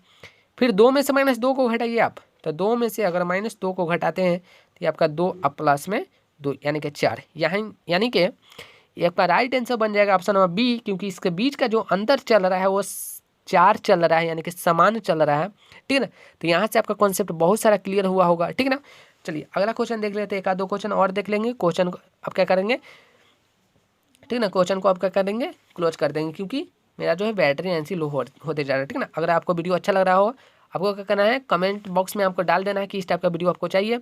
100 क्वेश्चन इसमें बचा हुआ है, इनके 35 क्वेश्चन अभी बताए हैं, इसमें अभी 65 क्वेश्चन बचा हुआ है। सारे क्वेश्चन को हम लोग डील करेंगे। ठीक है, क्वेश्चन बोल रहा है कि यदि 4/5, a, 2 किसी समांतर श्रेणी में है तो क्रमागत पद में तो a का मान हमको, देखिए इस क्वेश्चन को हम लोग क्या होमवर्क के लिए डालते हैं, नहीं निकाल देते हैं। ठीक है ना, हमसे बोला समांतर श्रेणी में 3 क्रमागत पद है तो a का मान, यानी कि ये AP में है। हमसे साफ तौर पे बोल दिया है कि ये AP में है, इसका मतलब इसका सार अंतर क्या होगा, समान होगा, यानी कि A में से इसको घटाएंगे, T2 माइनस T1 करेंगे, T2 माइनस T1, फिर 2 में से 1 को घटाएंगे, यानी कि दोनों का सार अंतर क्या होना चाहिए, समान होना चाहिए। कॉन्सेप्ट तो यही ना, समानता श्रेणी का कॉन्सेप्ट है T2 माइनस T1 बराबर में T3 माइनस T2, यानी कि दोनों में हमारा सार अंतर समान ही आएगा। इसको हल करते हैं, तो हल करेंगे तो 5A माइनस में हो जाएगा आपका 4 बटा में 5 बराबर में 2 माइनस में A। इसको कंप्लीट करते हैं तो आपका हो जाएगा 5A माइनस में 4 बराबर में 10 माइनस में 5A। तो हम लोग क्या करते हैं, A को एक तरफ कर लेते हैं, तो 5A प्लस में हो गया 5A बराबर में 10 है, और माइनस में वाला गया उधर तो प्लस में हो गया, यानी कि ये हो गया 10A बराबर में हो गया आपका 14। तो A बराबर हो गया 14 बटा में 10, काटेंगे इसको तो 7 बटा में 2 आएगा, जो ऑप्शन नंबर किस में दे रखा है, ऑप्शन नंबर 1 मिनट, हमने कहीं मिस्टेक किया क्या, यहाँ पे ध्यान दीजिएगा। 14 में जब 2 से भाग करेंगे 7, 10 में जब 2 से भाग करेंगे तो 5 होगा, ठीक है ना, 7 बटा 5 होगा, ठीक है ना, ऑप्शन नंबर A आपका राइट आंसर है, ठीक है। अब देखिए, अगर आपको वीडियो अच्छा लगा होगा तो हमारे चैनल को सब्सक्राइब जरूर कर लीजिएगा, बेल आइकन को प्रेस जरूर ही कर लीजिएगा, क्योंकि इस टाइप का वीडियो आपको मिलती रहेगी, ठीक है। Thank you everyone. Hello friends, फिर से लेके आया हूँ मैथ का VBI मैथ का आपका 50 क्वेश्चन, फिर से जो आपके बोर्ड में डायरेक्टली यहाँ से क्वेश्चन पूछी जाएगी। इसका जो हमने 35 क्वेश्चन को किया था, ये जो क्वेश्चन है आपका हम लोग कर रहे हैं वो डिस्कशन, वो सेकेंडरी सेंटर एग्जामिनेशन 2022 में जो पूछा गया, और ठीक इसी प्रकार से आपके बोर्ड में भी क्वेश्चन पूछा जाता है, ठीक है ना। ये आपका रहेगा आपका सब्जेक्ट कोड 110, और यहाँ पे सेट लिखा हुआ रहता है ABCD, जो भी रहता है वो उसके अकॉर्डिंग आपको वहाँ पे भरना पड़ता है। अगर यहाँ पे बात किया जाए प्रश्नों की संख्या की, तो आपसे 100 क्वेश्चन पूछा जाता है ऑब्जेक्टिव, और 30 क्वेश्चन पूछा जाता है आपसे सब्जेक्टिव, जो 2 नंबर की होती है, और लॉन्ग क्वेश्चन जो होती है वो 8 क्वेश्चन पूछी जाती है, जिसमें से आपको सारे का 50% आपको बनाना पड़ता है, यानी कि 100 का 50, 30 का 15 और 8 का 4 बनाना पड़ता है। टोटल संख्या बात किया जाए क्वेश्चनों की, तो ये 138 क्वेश्चन आती है, जिसमें से आपको इसका 50% बनाना पड़ता है, ठीक ना। आपको चिंता करने की कोई ज़रूरत नहीं, क्योंकि आपको सबसे बेटर और सबसे बढ़िया आपको चैनल मिल चुका है A1 सॉल्यूशन, ठीक ना। अभी तक हमारे चैनल को सब्सक्राइब नहीं किए तो प्लीज़ मेरे चैनल को सब्सक्राइब करें, बेल आइकन को प्रेस करें, और वीडियो को हम लोग कंटिन्यू करते हैं, ठीक है ना। कंटेंट में कोई भी कमी नहीं होने वाली, ठीक है ना। कॉन्सेप्ट पे आप लोग क्या कीजिएगा, फोकस कीजिए, क्योंकि अब जो है इंतज़ार ख़त्म हो चुकी है, क्योंकि आपका एडमिट कार्ड भी आपके स्कूल में आ चुका है। अभी तक एडमिट कार्ड भी नहीं लिए, तो आप जा करके अपने स्कूल से एडमिट कार्ड ले करके, और बहुत ही धांसू तरीके से आप लोग क्या कीजिए, तैयारी को कंटिन्यू कीजिए। चलिए हम लोग आज का पहला प्रश्न से स्टार्ट करते हैं। जैसा कि हमने 35 क्वेश्चन को हमने पिछली वीडियो में कर लिया, अभी तक वो वीडियो नहीं देखे तो लिंक उसका डिस्क्रिप्शन में दे रखा है, आप जाकर पहले उसको देख सकते हैं, अन्यथा आप यहाँ से भी देख सकते हैं, ठीक है ना। यहाँ से पहला क्वेश्चन यहाँ इस क्वेश्चन के अकॉर्डिंग बोल रहा है कि n पद Tn+5 हो तो इसका सारवंतर क्या होगा। देखिए, बहुत ही मजेदार शानदार क्वेश्चन है। इस टाइप का क्वेश्चन आपके बोर्ड में डायरेक्टली यहाँ से क्वेश्चन पूछी जाती है। आप लोग सिर्फ विश्वास करके आपको क्या करना है, कलम कॉपी लेकर हाथ में बैठना है और लिखते चलना है, ठीक ना। यहाँ पर जो है n पद बोला है, यानी कि Tn जो है वो दे रखा है 3n प्लस में 5। हमसे बोला है D की वैल्यू क्या है, तो हम बारी बारी से क्या है, बारी बारी से n बराबर में 0 1 2 3 रख करके हम क्या करते हैं, इसको सीरीज में ढाल देते हैं, यानी कि जब 0 यहाँ पे डालिएगा आप, तो ये हो जाएगा आपका 0, और ये आपका बनेगा 5, यानी कि एक टर्म बना 5। जब 1 डालिएगा यहाँ पे तो 3 × 1 3, और 5 जब जोड़ेंगे तो ये 8 आ जाएगा। जब 2 डालेंगे तो 3 × 6 और 5 11, जब 3 डालेंगे 3 × 3 9 9 5 14। अब देखिए सीरीज बन रहा है 3 3 3, यानी कि 3 का डिफरेंस चल रहा है, आपको दिख रहा होगा। तो यानी कि डिफरेंस कितने का चल रहा है आपका 3 का, तो इसलिए आपका सारवंतर जो हो जाएगा ऑप्शन नंबर C आपका राइट आंसर हो जाएगा। अगला क्वेश्चन नंबर 37 बोल रहा है, ठीक है ना। इसी प्रकार से आपके बोर्ड में क्वेश्चन पूछा जाएगा 100%, ठीक है ना। इधर उधर के चक्कर में मत रहिए, ठीक है ना, क्योंकि समय काफ़ी जा चुका है, ठीक है ना। और हम लोग अभी 37 नंबर क्वेश्चन में है, और आगे जब जाएंगे तो आपको एकदम आसान क्वेश्चन मिलेगा, जो आपको एकदम 100% वहाँ से आपका। तो वीडियो को आप लोग कंटिन्यू देखिएगा, बीच में छोड़ करके जाने से कोई फायदा नहीं है, ठीक है ना। और आपको वीडियो अच्छा लगेगा तो हमारे चैनल को सब्सक्राइब जरूर कर ले। देखिए यहाँ पे जो बोल रहा है समांतर श्रेणी 5 7 9 11 का कौन सा पद बोला है 29 है। बहुत ही शानदार क्वेश्चन है, इस टाइप से क्वेश्चन आपके पूछा ही जाता है। तो कौन सा पद, यानी कि n की वैल्यू पूछ रहा है, तो n की वैल्यू निकालने के लिए हम लोग फॉर्मूला लगाएंगे, यही Tn बराबर जो होती है वो A + n-1 × D होती है। Tn के जगह पे 29 दे रखा है, हमने 29 को रखा। A के जगह पे दे रखा है 5 को रखा प्लस है, तो प्लस n-1 × में D। अब इसको हल करते हैं, तो ये 29 है, माइनस में 5 आ जाएगा, और ये जो गुना में ही आ जाएगा, भाग में बचेगा n-1 1। जब इसको हल करते हैं तो 29 में से जब 5 जाएगी तो 24, 24 में 2 से हमको भाग करना है, n माइनस में 1 यहाँ पे है। जब भाग कीजिएगा तो ये 12 और ये प्लस में आ जाएगा तो ये हो जाएगा 1 यानी कि 13, यानी कि राइट आंसर हो जाएगा ऑप्शन नंबर ए आपका राइट आंसर हो जाएगा। ठीक है, ठीक है। अब देखेंगे क्वेश्चन नंबर 38। क्वेश्चन है कि यदि किसी समांतर श्रेणी का 7वां पद 4 एवं सार्वंतर -4 है तो इसका प्रथम पद क्या होगा। प्रथम पद हमसे बोल रहा है कि क्या होगा। ठीक ना, बहुत ही अच्छा क्वेश्चन। हमसे बोला T7 4 है तो T7 का मतलब a plus n-1 into D. तो n के जगह 7 रखेंगे तो 7 में से जब एक जाएगा तो 6d बराबर में क्या बचेगा 4, यानी कि जब इसको हल करेंगे तो a प्लस 6d के जगह पे -4 है तो हम रख देंगे -4 बराबर में क्या है 4 है। तो a माइनस में 24 है बराबर में क्या होगा 4। तो यानी कि a बराबर हो जाएगा 4 प्लस में 24, यानी कि जब दोनों को जोड़ेंगे तो ये आएगा 28, जो ऑप्शन नंबर डी में दे रहेगा। ठीक है, आपको अगर कॉन्सेप्ट क्लियर हो रही है तो आप एक नहीं 1000 क्वेश्चन कर सकते हैं। ठीक है ना, तो क्वेश्चन पे मायने नहीं रखता है, कॉन्सेप्ट मायने रखता है कि आपको किस प्रकार से समझ में आ रही है। चलिए अगला क्वेश्चन देख लेते। क्वेश्चन नंबर 39 जो है ये बोल रहा है किसी समांतर श्रेणी में A18 और A14 जो है वो 32 है, यानी कि TN NCERT लिखता है, सॉरी NCERT जो लिखता है AN लिखता है और भारतीय मन आपका TN लिखता है, तो उससे कोई दिक्कत नहीं है। यहाँ पे हम लोग क्वेश्चन के अकॉर्डिंग काम करें, यानी कि TN बराबर फॉर्मूला है N। तो A प्लस हो जाएगा आपका 17 D अब माइनस में हो जाएगा A प्लस 14 में से गया तो 13 D अब बराबर में है 32। ठीक है ना, कॉन्सेप्ट को समझिएगा तो ये हो जाएगा A प्लस में 17 D अब माइनस में या माइनस में 13 D बराबर में 32। तो A से A को हम क्या किए कैंसिल कर दी। 17 D में से मेरा 13 D गया तो बचा 4 D बराबर में क्या 32। ध्यान दीजिएगा, अगर यहाँ से हम D को वैल्यू निकालते हैं तो 32/4 हो गया, काटेंगे इसको तो 8, यानी कि आपका राइट आंसर हो जाएगा 8, जो ऑप्शन नंबर ए में दे रखा। ठीक है, तो यहाँ से आपका क्वेश्चन बनेगा। ये जितने सारे हम बता रहे हैं उसको क्या करना है कलम कॉपी में लिखते जाना है। ठीक है ना, टाइम बहुत कम बचा हुआ है, अब इधर उधर करने से कोई फर्क नहीं पड़ता है। ठीक है, क्वेश्चन नंबर 40 को देखेंगे। क्वेश्चन नंबर 40 बहुत ही शानदार क्वेश्चन है। ये बोल रहा है कि 1 + 2 + 3 + 4 डॉट डॉट n बराबर है, यानी कि हमसे बोला है कि इसका मान क्या होगा। ठीक है ना, बहुत ही शानदार क्वेश्चन है। हमसे बोला है कि n, ध्यान दीजिएगा, तो ये प्राकृतिक संख्या है, क्योंकि प्राकृतिक संख्या किसको बोलते हैं तो गिनती की संख्या को हम लोग प्राकृतिक संख्या बोलते हैं। तो प्राकृतिक संख्याओं का एसन जो होता है जोड़ वो होता है n × n + 1/2। तो इस फार्मूला को आप लोग याद रखिएगा, ये डायरेक्टली फार्मूला ही पूछा गया है कि प्राकृतिक संख्याओं का योग क्या होता है n × n + 1/2 होता है। बोल देता है कि प्रथम 1000 पदों का योग निकालें, प्रथम 200 प्राकृतिक संख्याओं का योग निकाले, तो आप लोग क्या कीजिएगा इसी वाला फार्मूला पे सेट करके बना सकते थे। इसलिए आपका ऑप्शन जो है ऑप्शन नंबर बी आपका राइट आंसर बनेगा। ठीक है, तो इस प्रकार से क्वेश्चन आते, अगर बोल देता है कि विषम संख्याओं का योग क्या होगा तो विषम संख्याओं का जो योग होता है n² होता है। ठीक है ना, तो इस चीज़ को आप लोग याद रखिएगा। देख लेते हैं अगला क्वेश्चन, क्वेश्चन नंबर 41।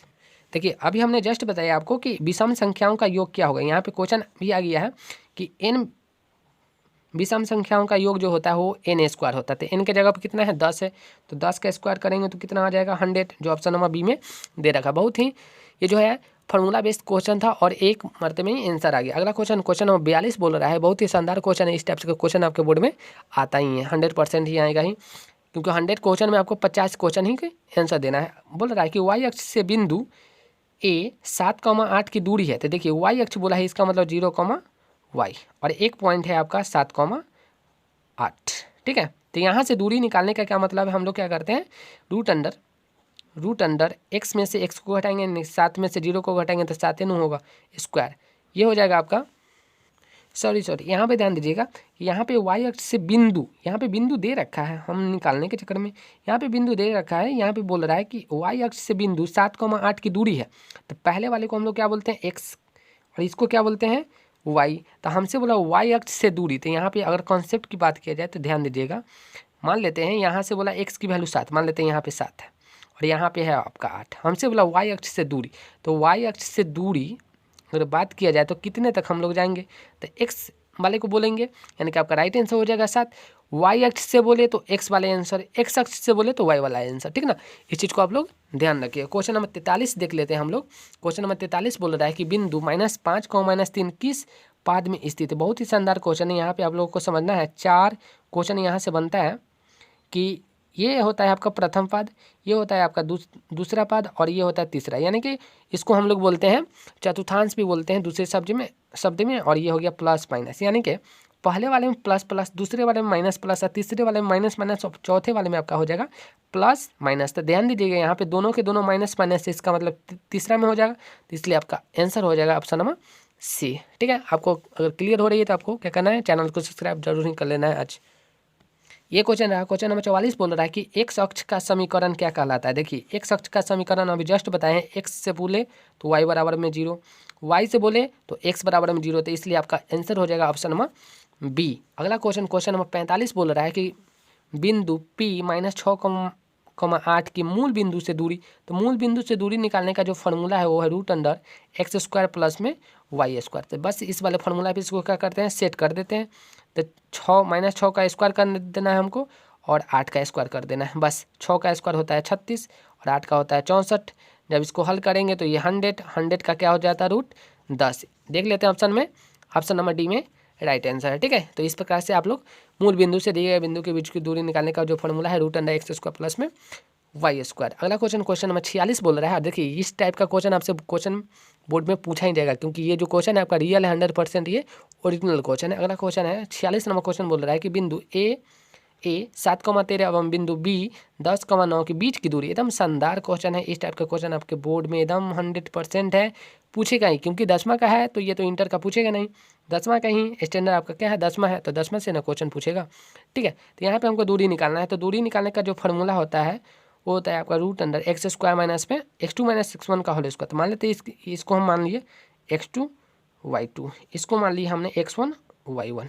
ध्यान दीजिएगा x2 - x1 यानी कि 10 में से 7 को घटाएंगे तो कितना आएगा 3 का स्क्वायर कर दिए हमने डायरेक्ट। हमको ऑब्जेक्टिव बनाना है तो ज़्यादा प्रोसेस जानने की कोई ज़रूरत नहीं।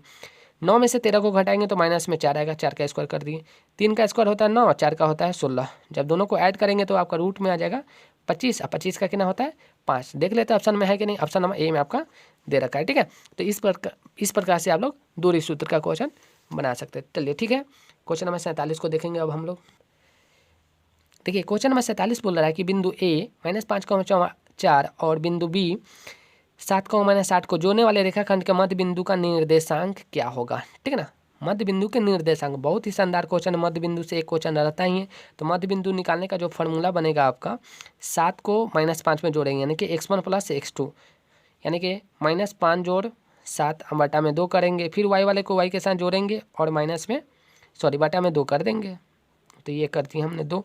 अब इसको जोड़ेंगे तो 2 आएगा बटा में 2, इसको जब जोड़ेंगे तो -4 बटा में 2 आएगा। इसको हल करते हैं तो ये 1 और ये 2, यानी कि 1 बटा में 1, -2 जो ऑप्शन नंबर बी में दे रखा है। ठीक है, तो इस प्रकार से आप लोग क्या कर सकते हैं, मध्य बिंदु का कॉन्सेप्ट लगा करके आप 1 नंबर यहाँ से हासिल कर सकते हैं। अगला क्वेश्चन, क्वेश्चन नंबर 48 है। ये भी मज़ेदार क्वेश्चन है, बोल रहा है कि x = 15, x = 15 के आलेख कैसी सरल रेखा होगी। मान लेते हैं ये तुम आपका जो है ग्राफ है, हमसे बोला है x = 15, तो मान लेते हैं 1 2 3 4 5, मान लेते हैं 15 यहाँ पे। तो 15 पे हमको जाना है और यहाँ से एक लाइन खींच देना है, तो ये किसके समानांतर होगी, तो यहाँ पे ये आपके y अक्ष के समानांतर है, तो ऑप्शन नंबर बी आपका राइट आंसर हो जाएगा। ठीक है, अगर आपको वीडियो अच्छा लग रहा है तो आपको क्या करना है, चैनल को सब्सक्राइब कर लेना, बेल आइकन को प्रेस कर लेना, क्योंकि जब भी मैं इस प्रकार की वीडियो डालूँ तो आपको डायरेक्टली मोबाइल में नोटिफिकेशन जाए।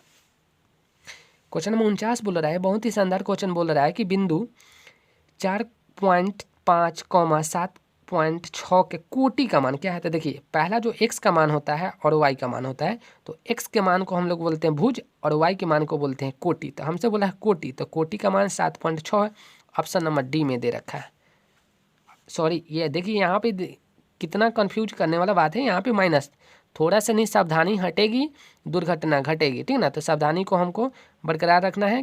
ठीक ना, केयरफुली हमको ऑप्शन में टिक लगाना है। ठीक है, तो आप लोग क्या कीजिएगा, जो रंगने वाला होता है ना उसको डायरेक्टली रंगा नहीं जाता है, पहले क्या किया जाता है, पॉइंट किया जाता है। ठीक है, पहले पॉइंट किया जाता है, क्योंकि अचानक माइंड में बात आती है कि हमने जो बनाया क्वेश्चन गलत था।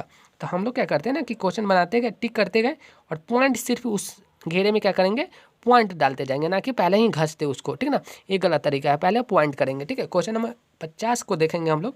इसमें बोल रहा है कि त्रिभुज AOB शीर्ष, मान लेते हैं ये शीर्ष दे रखा है आपका, त्रिभुज है एक, मान लेते हैं यही आपका त्रिभुज है, A है, O है और बी है। सारे का शीर्ष दे रखा है, हमसे बोला क्षेत्रफल क्या होगा। तो त्रिभुज के क्षेत्रफल निकालने का जो फॉर्मूला होता है 1/2, 1 2 3, 2 3 1 और 3 1 2। अब ये फार्मूला कैसा आ गया, बराबर में 0 होता है। तो इस फार्मूला का मतलब होता है निर्देशांक ज्यामिति में हम लोग ये वाला फार्मूला को सेट करते हैं। ठीक है, तो हम लोग चलिए सेट करते हैं। 1/2, 1/2 जब उधर जाएगा तो ये 0 हो जाएगा। तो यहाँ पे ध्यान दीजिएगा, पहले वाला जितना सारा हम लिखते हैं वो सारे के सारे x होता है। तो x1 के जगह पे a है, y2 माइनस y3, y2 के जगह पे है आपका 0 और 0, यानी कि 0 माइनस में 0। यहाँ पे आपका y2 जो है आपका x2 जो है आपका 0 है। तो ये a टर्म तो आपका 0 हो गया, प्लस है तो प्लस, फिर से प्लस x3 भी आपका 0 है, यानी कि सारे के सारे जो टर्म है आपका 0 होते जा रहा है। बट ऑप्शन में जो है ऐसा नहीं कुछ है, देख लेते हैं कहाँ पे गलत हो रही है। हाँ, ध्यान दीजिएगा, यहाँ पे है आपका y2 माइनस y3, तो ये आपका y2 है, ये आपका y2 है, ये आपका x1 है, y1 y2 y3। तो y3 की जगह पे b है तो b रखेंगे y3 की जगह पे, तो ये आपका माइनस में b होगा। सारे के सारे टर्म जो है 0 हो गया, बट यहाँ पे ध्यान दीजिए माइनस में b और a, तो ये आपका माइनस में a भी आ जाएगा। देख लेते हैं ऑप्शन में है कि नहीं है।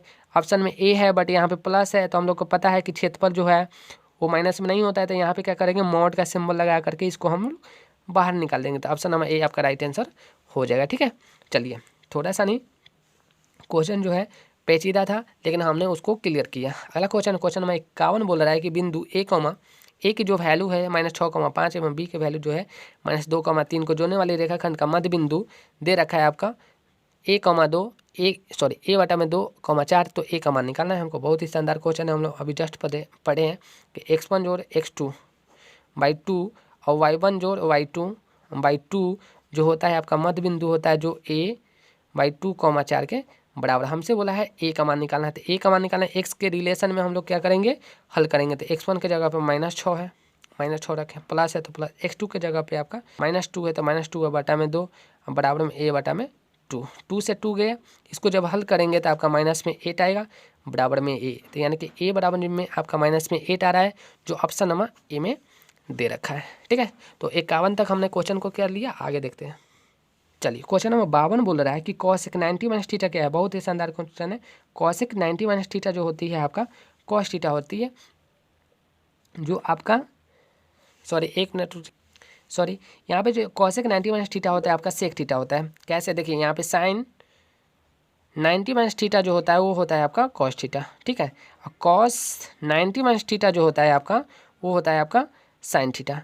tan आपका tan किस में चलेगा, तो tan चलेगा आपका कॉट में, और कॉट किस में चलेगा, कॉट आपका चलेगा tan में, और कॉसेक चलेगा सेक में, सेक चलेगा कॉसेक में। ठीक है, तो यहाँ पे हमने 6 क्वेश्चन को बताया। अगला क्वेश्चन है क्वेश्चन नंबर 53 बोल रहा है कि tan 48, tan 23, tan 42, tan 66 का मान, इतने सारे को हल करना है और मिलेगा कितना, 1 नंबर। तो हम लोग को क्या करना है, स्मार्ट वर्क करना है। तो ध्यान दीजिएगा, ये 48 है, ये 42 है, दोनों को जोड़िए कितना, 90, 90 का मान 1, ये है 23 और ये है 67, दोनों को जोड़िए कितना, 90, 90 का मान 1, सारे के सारे गुना में है, कर दीजिए गुना, 1 आ जाएगा आंसर, जो ऑप्शन नंबर बी में दे रखा है। अगर बनाने की बात आ रही है तो 4 है तो 2 किसी को चेंज करेंगे। कैसे चेंज करेंगे, चलिए हम बता ही देते हैं। tan है तो tan लिख दे सकते हैं। 48 को क्या लिख सकते हैं हम लोग, 90 माइनस में 42 लिख सकते हैं, और tan 42 है, एक साथ में लिख देते हैं समझने के लिए आपको। tan 23 है, tan 23 लिखा, गुना है तो गुना, tan 67 को क्या लिख सकते हैं, 90 माइनस में 23 लिख सकते हैं। ठीक है, हमने 2 को चेंज कर दिया था। tan 90 माइनस थीटा अभी जस्ट बताएं आपको, cot थीटा यानी कि 42 डिग्री, और ये tan 42 डिग्री, ये है आपका tan 23 डिग्री, और tan 90 माइनस थीटा क्या होती है, cot थीटा, थीटा की जगह पर 23, tan into cot 1, tan into cot 1, result कितना मिला, 1। तो आप लोग को जिस प्रकार से आपको समझ में आया हो उस प्रकार से आप लोग देख सकते हैं। क्वेश्चन नंबर 54 बोल रहा है कि cos स्क्वायर 17 माइनस में sin स्क्वायर 17 का मान 73 का मान कितना होता है। देखिए अभी जस्ट बताएं उसी प्रकार से इसको भी हल कर सकते हैं। यहाँ पे cos स्क्वायर है, इसका आंसर माइनस में आ जाएगा, सॉरी 0 में आ जाएगा क्योंकि माइनस है। 17 को क्या लिख सकते हैं हम लोग, 90 माइनस में 73 लिख सकते हैं, माइनस में आपका चल रहा है sin स्क्वायर 73।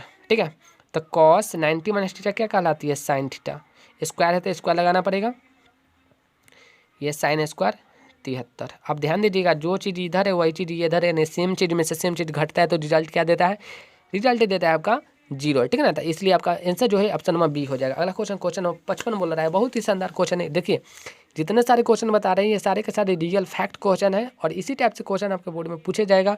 नहीं पूछेगा तो पूछेगा क्या, 12th का, ग्रेजुएशन का, नहीं ना 10वां का पूछेगा। तो थोड़ा सा नहीं माइंड को अपना सेट कर लीजिए, टाइम नहीं बचा है और जितना बताया जा रहा है बस आप उसको करते चलिए, ठीक है। क्वेश्चन नंबर बोल रहा है आपका 55, बहुत ही शानदार क्वेश्चन, एक मरते में आप लोग भी आंसर कर दीजिएगा। देखिए cos 1, cos 2, cos 3 और ज़्यादा से ज़्यादा 180 डिग्री पे गए, मान कितना है, इतने को हल करेंगे। एक टर्म वैसा आएगा जो cos 90 पे जाएगा, एक टर्म वैसा आएगा जो cos 90 पे जाएगा। तो cos 90 क्या देता है, रिजल्ट 0। जब 0 में पूरे टर्म से गुना करेंगे तो रिजल्ट क्या देगा, हमको 0 देगा। कॉन्सेप्ट वाली बात है, यहाँ पे 0 हो जाएगा। तो सारे में जब गुना करेंगे 0 से तो रिजल्ट भी 0 हो जाएगा। अगला क्वेश्चन नंबर 56 है, बोल रहा है सेक 0 का मान क्या हो। देखिए सेक किसका उल्टा है, कॉस का, cos 0। तो cos 0 होता क्या है ये जानना बहुत ज़रूरी है। तो cos 0 1 होता है, तो 1 का उल्टा क्या हो जाएगा, 1 ना होगा। तो ऑप्शन में सी में तो दे रखा है, ठीक है। देखिए इसका ट्रिक है, याद करने का जो है एक ट्रिक है, हमने प्लेलिस्ट में इसको बना के रखा है। मैथ के त्रिकोणमिति का 10th में होगा, आप जा करके देख लीजिएगा। एकदम 5 मिनट का वीडियो है, आप ज़िंदगी भर नहीं भूलिएगा, ठीक है। तो मेरी बात को अगर समझ रहे हैं, बुझ रहे हैं तो जा करके इस वीडियो को ज़रूर देख लीजिएगा, ठीक है। क्वेश्चन नंबर 57 को देखेंगे अब हम लोग। क्वेश्चन है कि थीटा बराबर जो 45 डिग्री, तो tan स्क्वायर थीटा प्लस में 1/sin स्क्वायर थीटा का मान क्या हो। देखिए tan स्क्वायर थीटा और 1/sin क्या होता है, कॉसेक स्क्वायर थीटा। अब बस यहाँ पे tan 45 के मान कितना होता है, 1 स्क्वायर, प्लस है तो प्लस कॉसेक थीटा, यानी कि थीटा की जगह 45, तो कॉसेक 45 का मान कितना होता है, √2। इसका क्या कर देना है, स्क्वायर, यानी कि 1 का स्क्वायर 1 और √2 का 2, यानी कि दोनों को जब जोड़ेंगे तो 3 आपका आंसर आ जाएगा, जो ऑप्शन नंबर सी में दे रखा है, ठीक है। क्वेश्चन नंबर 58 को देखेंगे, बोल रहा है कि इनमें से कौन सत्य है।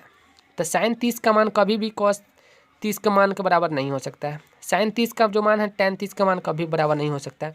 sin 30 का मान होता है 1/2 और cos 60 का मान भी होता है 1/2, ये दोनों आपस में बराबर हो सकते हैं, इसलिए ऑप्शन नंबर आपका राइट हो जाएगा सी। अगला क्वेश्चन नंबर 59 बोल रहा है कि यदि अल्फा बराबर में बीटा 60 डिग्री हो तो cos अल्फा माइनस बीटा का मान क्या हो। बस कुछ नहीं करना है, अल्फा के जगह पे 60 डिग्री और बीटा के जगह पे 60 डिग्री, क्योंकि दोनों का मान कितना है, 60 डिग्री है। तो यहाँ पे हो जाएगा आपका cos और ये 0 डिग्री, तो cos 0 का मान अभी जस्ट हमने पढ़ा है 1, यानी इसलिए आपका आंसर हो जाएगा 1, जो ऑप्शन नंबर बी में दे रखा है। क्वेश्चन नंबर 60 बोल रहा है कि 1 - sin स्क्वायर ए इंटू में सेक स्क्वायर ए का मान क्या होगा। देखिए ध्यान दीजिएगा, यहाँ पे साफ तौर पे लिखा गया 1 - sin स्क्वायर क्या होता है, कॉसेक स्क्वायर, गुना है तो गुना डाले, और सेक स्क्वायर है, और कॉस और सेक एक दूसरे का उल्टा है, एक दूसरे के उल्टा से गुना करने पे रिजल्ट क्या देता है, हमेशा 1 देता है, इसलिए आपका आंसर जो है ऑप्शन नंबर बी हो जाएगा। अगला क्वेश्चन है, बोल रहा है कि 1 - tan स्क्वायर 45 अब बाई 1 + tan स्क्वायर 45 का मान क्या होगा। देखिए बहुत ही शानदार क्वेश्चन है, 1 है तो 1, माइनस है तो माइनस, tan 45 का मान कितना होता है 1, तो 1 का स्क्वायर कर दी। सेम काम नीचे भी करेंगे, 1 का स्क्वायर कर दी, तो ये आ गया आपका 1 माइनस में 1 और 1 प्लस में 1, तो ऊपर हो गया 0 और बाटा में 2, यानी 0 में 2 से भाग करेंगे तो रिजल्ट आपका क्या होगा 0, बट ऑप्शन में 0 है ही नहीं, ऑप्शन में 0 है, यहाँ पे दे रखा है, ठीक है। ऑप्शन में आपका डी में दे रखा है, ठीक है। तो अगला क्वेश्चन नंबर 62 बोल रहा है कि यदि 2 sin थीटा जो है 2 sin थीटा √3 है तो थीटा का मान क्या है। बहुत ही शानदार क्वेश्चन है, मान लेते हैं यहाँ पे sin 2 थीटा की वैल्यू अगर निकालना होगा तो √3 क्या लिखेंगे, 2 लिखेंगे, ठीक है। तो √3/2 तो कितना, यहाँ पे थीटा के जगह पे कितना रखें, यहाँ पे √3/2 कितना में देता है, 60 डिग्री में देता है, ये तो बात पता है आपको। तो थीटा के जगह पे कितना रखे जो 2 से गुना करने पे आपका 60 हो जाए, तो 30 रखेंगे तब ना 60 होगा, इसलिए आपका आंसर देखिए यहाँ पर जिसके पास में थोड़ा बहुत नॉलेज होगा ना इस क्वेश्चन को जरूर बना लेगा, ठीक है। थोड़ा सा नहीं समझना तो पड़ेगा बाबू, क्योंकि 10वां है, ऐसी तो होगा नहीं, इधर उधर पढ़ने से कुछ नहीं होगा, कॉन्सेप्ट को समझना बेहतर है, जरूरी है, बहुत जरूरी है, ठीक है। क्वेश्चन देख लेते हैं, क्वेश्चन नंबर 63 बोल रहा है कि यदि a बराबर में 65 हो तो tan a और cot a का मान क्या हो। देखिए एंगल का मान सेम है और tan और cot एक दूसरे का क्या होता है, उल्टा होता है, तो रिजल्ट एक के नु होगा जो ऑप्शन नंबर बी में दे रखा है। बहुत ही शानदार क्वेश्चन था और इस टाइप का क्वेश्चन आपके बोर्ड में इजी क्वेश्चन देखिए एक से लेकर के आप सुन लीजिए पहले हमारी बात को, अगर अच्छा लगेगा तो इस चीज़ को आप लोग फॉलो कीजिएगा, अन्यथा आपके हाथ में अपना भविष्य है। ठीक है, 1 से लेकर के 50 तक आपको क्वेश्चन को टच नहीं करना है, 51 से लेकर के 100 तक जाना है स्टार्टिंग में, क्योंकि स्टार्टिंग में जो क्वेश्चन थोड़ा सा नहीं दे देता है, थोड़ा हार्ड, उसके बाद में जो क्वेश्चन है एकदम इजी क्वेश्चन आता है। तो पहले आप लोग क्या कीजिए ना, लास्ट से देखिए कोशिश करके, उसके बाद में बैक आइए, ठीक है ना, इस चीज़ को आप लोग याद रखिएगा। क्वेश्चन नंबर 64 बोल रहा है कि यदि सेक 4a cosec a minus 10 degree एवं 4a का मान जो होगा 90 डिग्री से कम, तो a का मान निकालना है। बहुत ही शानदार क्वेश्चन है। देखिए यहाँ पे क्या कर सकते हैं, सेक को क्या लिख सकते हैं, सेक को लिख सकते हैं हम लोग कॉसेक 90 माइनस में 4a, क्योंकि कॉस 90 माइनस थीटा क्या कहलाती है, सेक थीटा, तो सेम तो वही आ जाएगा। बराबर में क्या चल रहा है आपका, कॉसेक a माइनस में 10 डिग्री, कॉसेक से तो कॉसेक गया, तो यहाँ पे बचा आपका 90 माइनस में 4a, अब बराबर में क्या बचा, a माइनस में 10। अब ध्यान दीजिएगा यहाँ पे मेरा जो है 90 अब प्लस में 10 अब बराबर में a, अब प्लस में हो जाएगा आपका 4a। जब इन दोनों को हल कीजिएगा तो ये 100, अब बटा में क्या आ जाएगा आपका 5, बराबर में a बचेगा, जब इसको काटिएगा तो आपका आंसर आ जाएगा 20, जो ऑप्शन नंबर ए में दे रखा है। ठीक है, चलिए क्वेश्चन में हम लोग आगे बढ़ते हैं। क्वेश्चन नंबर 65 बोल रहा है कि सेक स्क्वायर 10 माइनस में कॉट स्क्वायर 80 का मान कितना होगा। ठीक है ना, अभी इस टाइप का क्वेश्चन अभी जस्ट बताएं, तो क्या करते हैं, सेक स्क्वायर 10 को क्या लिख सकते हैं, 90 माइनस में 80 लिख सकते हैं, माइनस में लिख सकते हैं कॉट स्क्वायर 80 डिग्री, किसी एक को चेंज करना पड़ता है। तो यहाँ पे देखिए सेक 90 माइनस थीटा क्या कहलाती है, तो सेक 90 माइनस थीटा जो कहलाती है आपका, ये कहलाती है आपका कॉसेक थीटा, तो स्क्वायर है तो स्क्वायर डालना पड़ेगा 80, माइनस में आपका कॉट स्क्वायर 80, एक फार्मूला है कॉसेक स्क्वायर थीटा माइनस में tan कॉट स्क्वायर थीटा का मान जो है 1 होता है। ठीक है, तो इस चीज़ को आप लोग याद रखिएगा। अगला क्वेश्चन नंबर 66 बोल रहा है, बहुत ही शानदार क्वेश्चन है।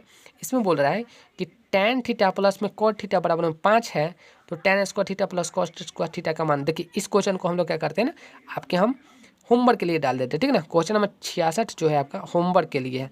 आप लोग कमेंट बॉक्स में इसका आंसर जरूर बताइएगा, क्योंकि इसका आंसर क्या होने वाला है। ठीक है, देखिए अगला क्वेश्चन है, क्वेश्चन नंबर 67 बोल रहा है कि निम्नलिखित में किसका मान √2 के बराबर है, √2 का मान किसके बराबर है, तो tan 60 जो होता है आपका √3 होता है, sin 30 जो होता है 1/2 होता है, cos 45 जो होता है आपका 1/2 होता है, और cosec 45 जो होता है आपका 2 होता है। तो इसलिए आपका आंसर जो है ऑप्शन नंबर डी हो जाएगा। ठीक है, आपको वीडियो अच्छा लग रहा है तो वीडियो को आप लोग क्या कीजिए, शेयर जरूर कीजिएगा अपने दोस्तों में, और चैनल को सब्सक्राइब जरूर कर लीजिएगा, क्योंकि आपका जो है मैथ में 95% आने से कोई नहीं रोक सकता है, मेरा ये दावा है।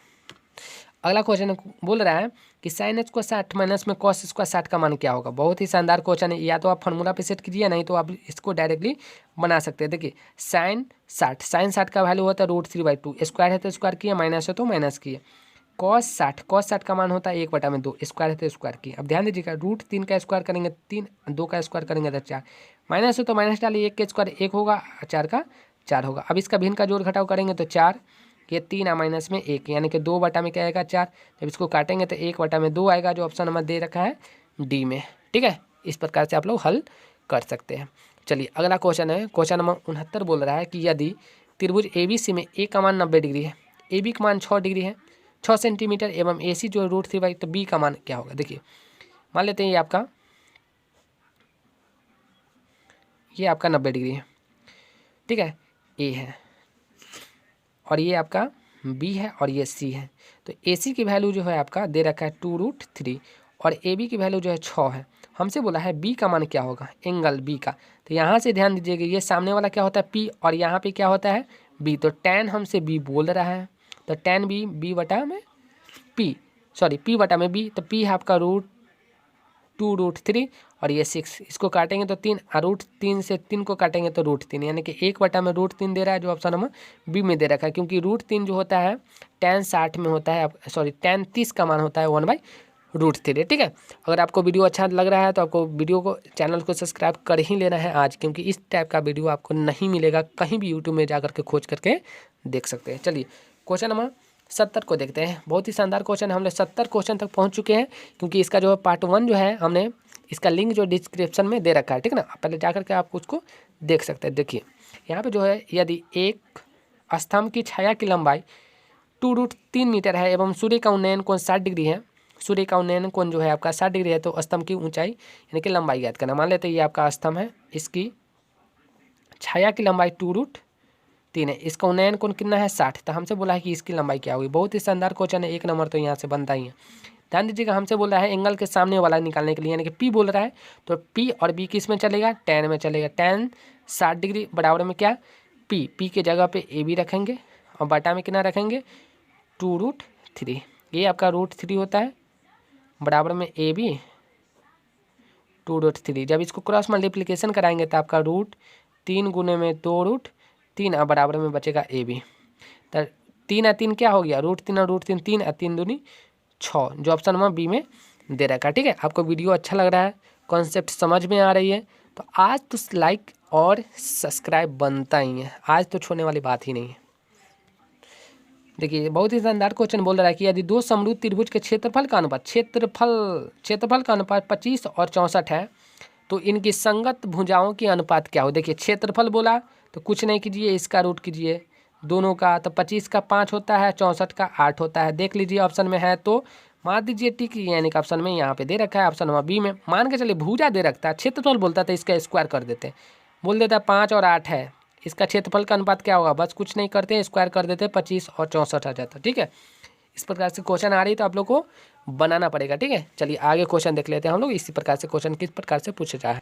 क्वेश्चन है अगला, बोल रहा है कि किसी वृत्त पर स्थित किसी बिंदु पर खींची गई स्पर्श रेखा स्पर्श बिंदु से होकर जाने वाली त्रिज्या को कौन सा कोण बनाती है। देखिए मान लेते हैं ये आपका है वृत्त और किसी पॉइंट से यहाँ से स्पर्श करके निकल रहा है, तो ये आपकी त्रिज्या कहलाती है ना। तो त्रिज्या पे क्या डिग्री का कोण बना के निकलती है, 90 डिग्री का कोण बना करके निकलती है। ऑप्शन में है क्या, ऑप्शन नंबर डी में दे रखा है। ठीक ना, तो इसलिए आपका आंसर जो है, देखिए स्पर्श करके जो रेखा निकलती है वो 90 डिग्री का कोण बना करके निकलती है। ठीक ना, यहाँ से खूब सारा क्वेश्चन आया हुआ है। ठीक ना, 2 नंबर में भी, 5 नंबर में भी, और यहाँ पे तो ऑब्जेक्टिव में पूरा भरा हुआ है क्वेश्चन है। ठीक है, आगे क्वेश्चन देख लेते हैं, क्वेश्चन नंबर 75। और दोनों की जो लंबाई होती है समान होती है। ठीक ना, इन दोनों स्पर्श रेखा की लंबाई जो होती है आपका क्या होता है, समान होता है। अगला क्वेश्चन है, इसी टाइप से क्वेश्चन बोला है किसी बाह्य बिंदु ए से केंद्रक ओ वाले वृत्त पर 2 स्पर्श रेखा AP तथा AQ खींची गई है, तो AP का मान 10 है, तो AQ का मान क्या हो। देखिए मान के चलिए ये आपका वृत्त है और यहाँ से हमने एक स्पर्श रेखा ये खींचा और एक स्पर्श रेखा ये खींचा। मान लेते ये त्रिज्या आपकी 90 डिग्री का कोण बना हुआ है, तो मान लेते ये A है, P है और Q है, तो AP की वैल्यू 10 है, तो E भी न होगा 10, तो इसलिए आपका आंसर जो है ऑप्शन नंबर बी हो जाएगी, क्योंकि स्पर्श रेखा की लंबाई क्या होती है, बराबर होती है। क्वेश्चन है कि किसी वृत्त को 2 अलग बिंदुओं पर प्रतिच्छेद करने वाली रेखाखंड को क्या कहते हैं। देखिए मान लेते हैं एक वृत्त है, किसी 2 बिंदु पे यहाँ और यहाँ क्या बोला है, प्रतिच्छेद करने वाली। मान लेते ये आपका प्रतिच्छेद किया, तो प्रतिच्छेद करने वाली जो रेखा होगा, मान लेते ऐसे कर दिया, ये प्रतिच्छेद करके निकल गया, तो ये जो बिंदु को प्रतिच्छेद की क्या कहलाती है, जीवा कहलाती है। ठीक है, इस चीज़ को आप लोग याद रखिएगा। स्पर्श जो करती है वो अलग है, स्पर्श करके निकलती है वो अलग है, यहाँ पे प्रतिच्छेद कर रही है। ठीक है, तो इस चीज़ को आप लोग याद रखें, 1 नंबर तो बनता ही है यहाँ पे।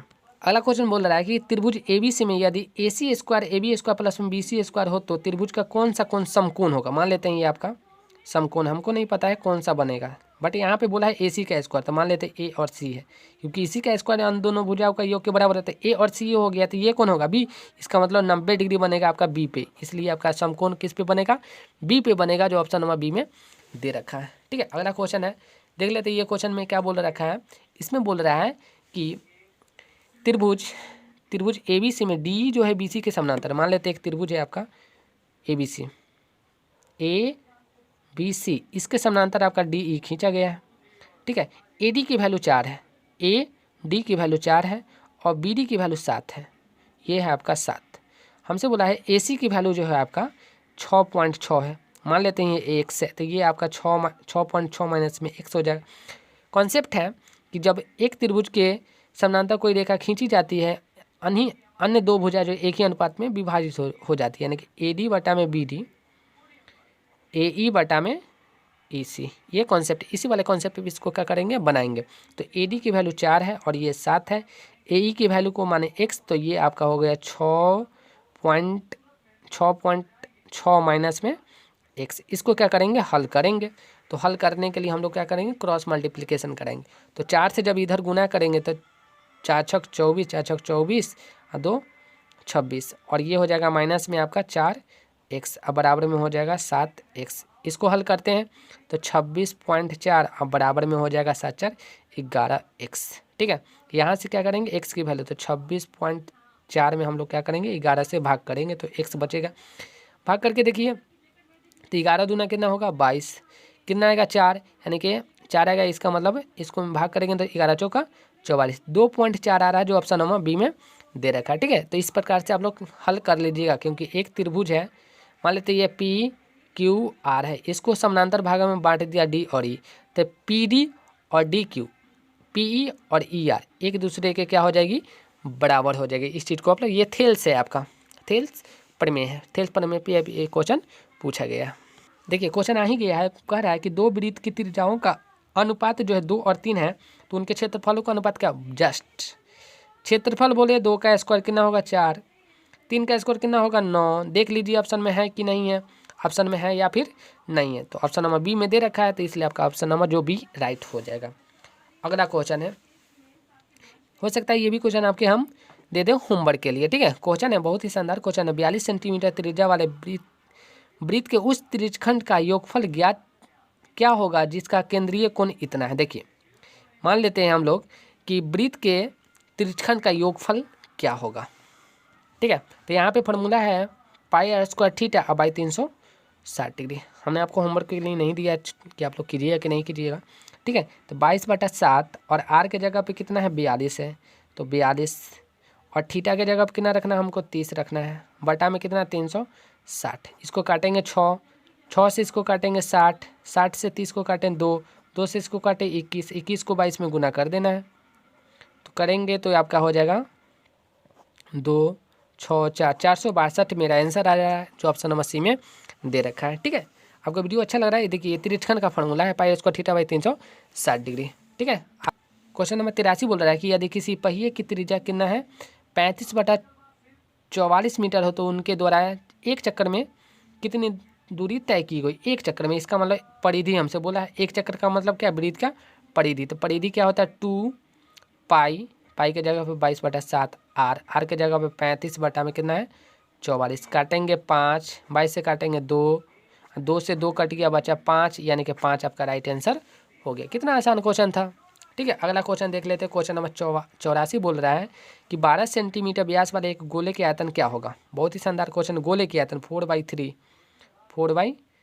पाई के जगह पे 22/7 और आर क्यूब, आर क्यूब यानी कि 6 का क्यूब, 6 गुने 6 कटेगा क्या, कट जाएगा। यहाँ पे 4 से 3 से काटेंगे इसको 2, तो ये हो जाएगा 8, 8 को हमको गुना कर देना है 36 में, और ये पाई का यूज नहीं हुआ तो पाई में छोड़ देते हैं, गुना करते हैं 36 में 8 से, तो 8 छक होता है 48, 8 3 51, सॉरी 8 3 24, 24 या 3 आपका क्या हो जाएगा 25 हो जाएगा, 24 या 3 आपका 27 होता है। एक मिनट, मिस्टेक, माई मिस्टेक, 8 छक 48 हासिल 4 आया, तो 8 3 24 4 28, ठीक ना, मिस्टेक हो सकता है, कैलकुलेशन ही है। तो 288 पाई इसका राइट आंसर हो जाएगा, जो ऑप्शन नंबर सी में दे रखा है। ठीक है, आगे देखते हैं। क्वेश्चन नंबर 85 बोल रहा है कि दो बेलनों की त्रिज्याओं का अनुपात 2 और 5 है, तो उनकी ऊंचाइयों का अनुपात इतना है, तो आयतनों का अनुपात क्या। बहुत ही शानदार क्वेश्चन है। हमसे बोला 2 बेलन है, ये आपका बेलन है, मान लेते हैं ये आपका बेलन है, इसके त्रिज्या और अनुपात दे रखा है, तो मान लेते हैं पाई आर, बेलन का जो आयतन होता है पाई आर स्क्वायर एच होता है, H1 पाई R2 का स्क्वायर H2, पाई से तो पाई गया, R1 के जगह पे कितना रखना है हमको 2 का स्क्वायर, 2 गुने 2, H के जगह पे कितना रखना है 5, 5 रखा। उसके बाद में R2 कितना है 5, 5 गुने 5, H के जगह पे 2, 2 रखा, 2 से तो 2 गया, 5 से तो 5 गया, तो ऊपर बचा 2, नीचे बचा 5, यानी कि 2:5, जो ऑप्शन नंबर बी में दे रखा है। ठीक है, तो इसलिए आपका आंसर हो जाएगा ऑप्शन नंबर बी। अगला क्वेश्चन है, क्वेश्चन नंबर 86 बोल रहा है, बहुत ही शानदार क्षेत्रमिति से क्वेश्चन इधर खूबे सारा आया हुआ है। बोल रहा है किसी घन का आयतन जो है 27-44 सेंटीमीटर क्यूब है, तो इनकी भुजा क्या होगी। देखिए, तो घन की आयतन क्या होती है भुजा क्यूब है, बराबर में कितना दे रखा है 27 44। तो क्यूब जब इधर जाएगा तो घन रूट चढ़ेगा, तो भुजा बराबर में हो जाएगा घन रूट 27 44। इसका क्या करते हैं, घनमूल निकालते हैं। तो घनमूल निकालने के लिए क्या करेंगे, ठीक है, तो इसका जो आंसर आएगा निकल करके वो 24 आएगा, ठीक है ना। जब इसको गुणनखंड कीजिएगा तो 24 आएगा, क्योंकि इसका जोड़ा जो है पेयर 24 में लगेगा, ठीक है। आगे देखते हैं, क्वेश्चन नंबर 87 बोल रहा है, बहुत ही शानदार क्वेश्चन है। इसमें बोल रहा है कि कॉस 59 डिग्री बटा में साइन 31 डिग्री इंटू में tan 80 और कॉट 10। अभी हमने बताया था कि इसको जोड़िए कितना होगा 90, इसको जोड़िए कितना होगा 90, इसका रिजल्ट 1 और इसका रिजल्ट 1, 1 को 1 से गुना कीजिए, रिजल्ट क्या मिलेगा 1 मिलेगा, जो ऑप्शन नंबर सी में दे रखा है, ठीक है। ऑप्शन नंबर सी में आपका राइट आंसर दे रखा है। ज़्यादा कुछ करने की जरूरत नहीं है, हमने प्रोसेस से भी बताया था, किसी एक को चेंज करेंगे, ठीक है ना, ऊपर वाले को या फिर नीचे वाले को, आप स्वतंत्र है, किसी को चेंज कर सकते हैं, ठीक है। आगे बढ़ते हैं, ठीक है। अगला क्वेश्चन है 88 नंबर क्वेश्चन बोल रहा है कि किसी एक घनाभ के 3 संलग्न फलकों का क्षेत्रफल XYZ है, तो उनका आयतन क्या होगा। कुछ नहीं होगा, XYZ होगा, ठीक है, जो ऑप्शन नंबर ए में दे रखा है, ठीक है। क्योंकि घनाभ की आयतन क्या होती है, लंबाई गुने चौड़ाई गुने ऊंचाई, जो ऊंचाई में लंबाई चौड़ाई ऊंचाई दे रखा है, ठीक है। अगला क्वेश्चन नंबर 89 बोल रहा है कि यदि किसी शंकु के आधार की त्रिज्या r एवं उसकी ऊंचाई h है, तो शंकु का आयतन क्या होगा। बहुत ही शानदार क्वेश्चन है। शंकु की आयतन होती है 1/3 पाई r²h, ठीक है।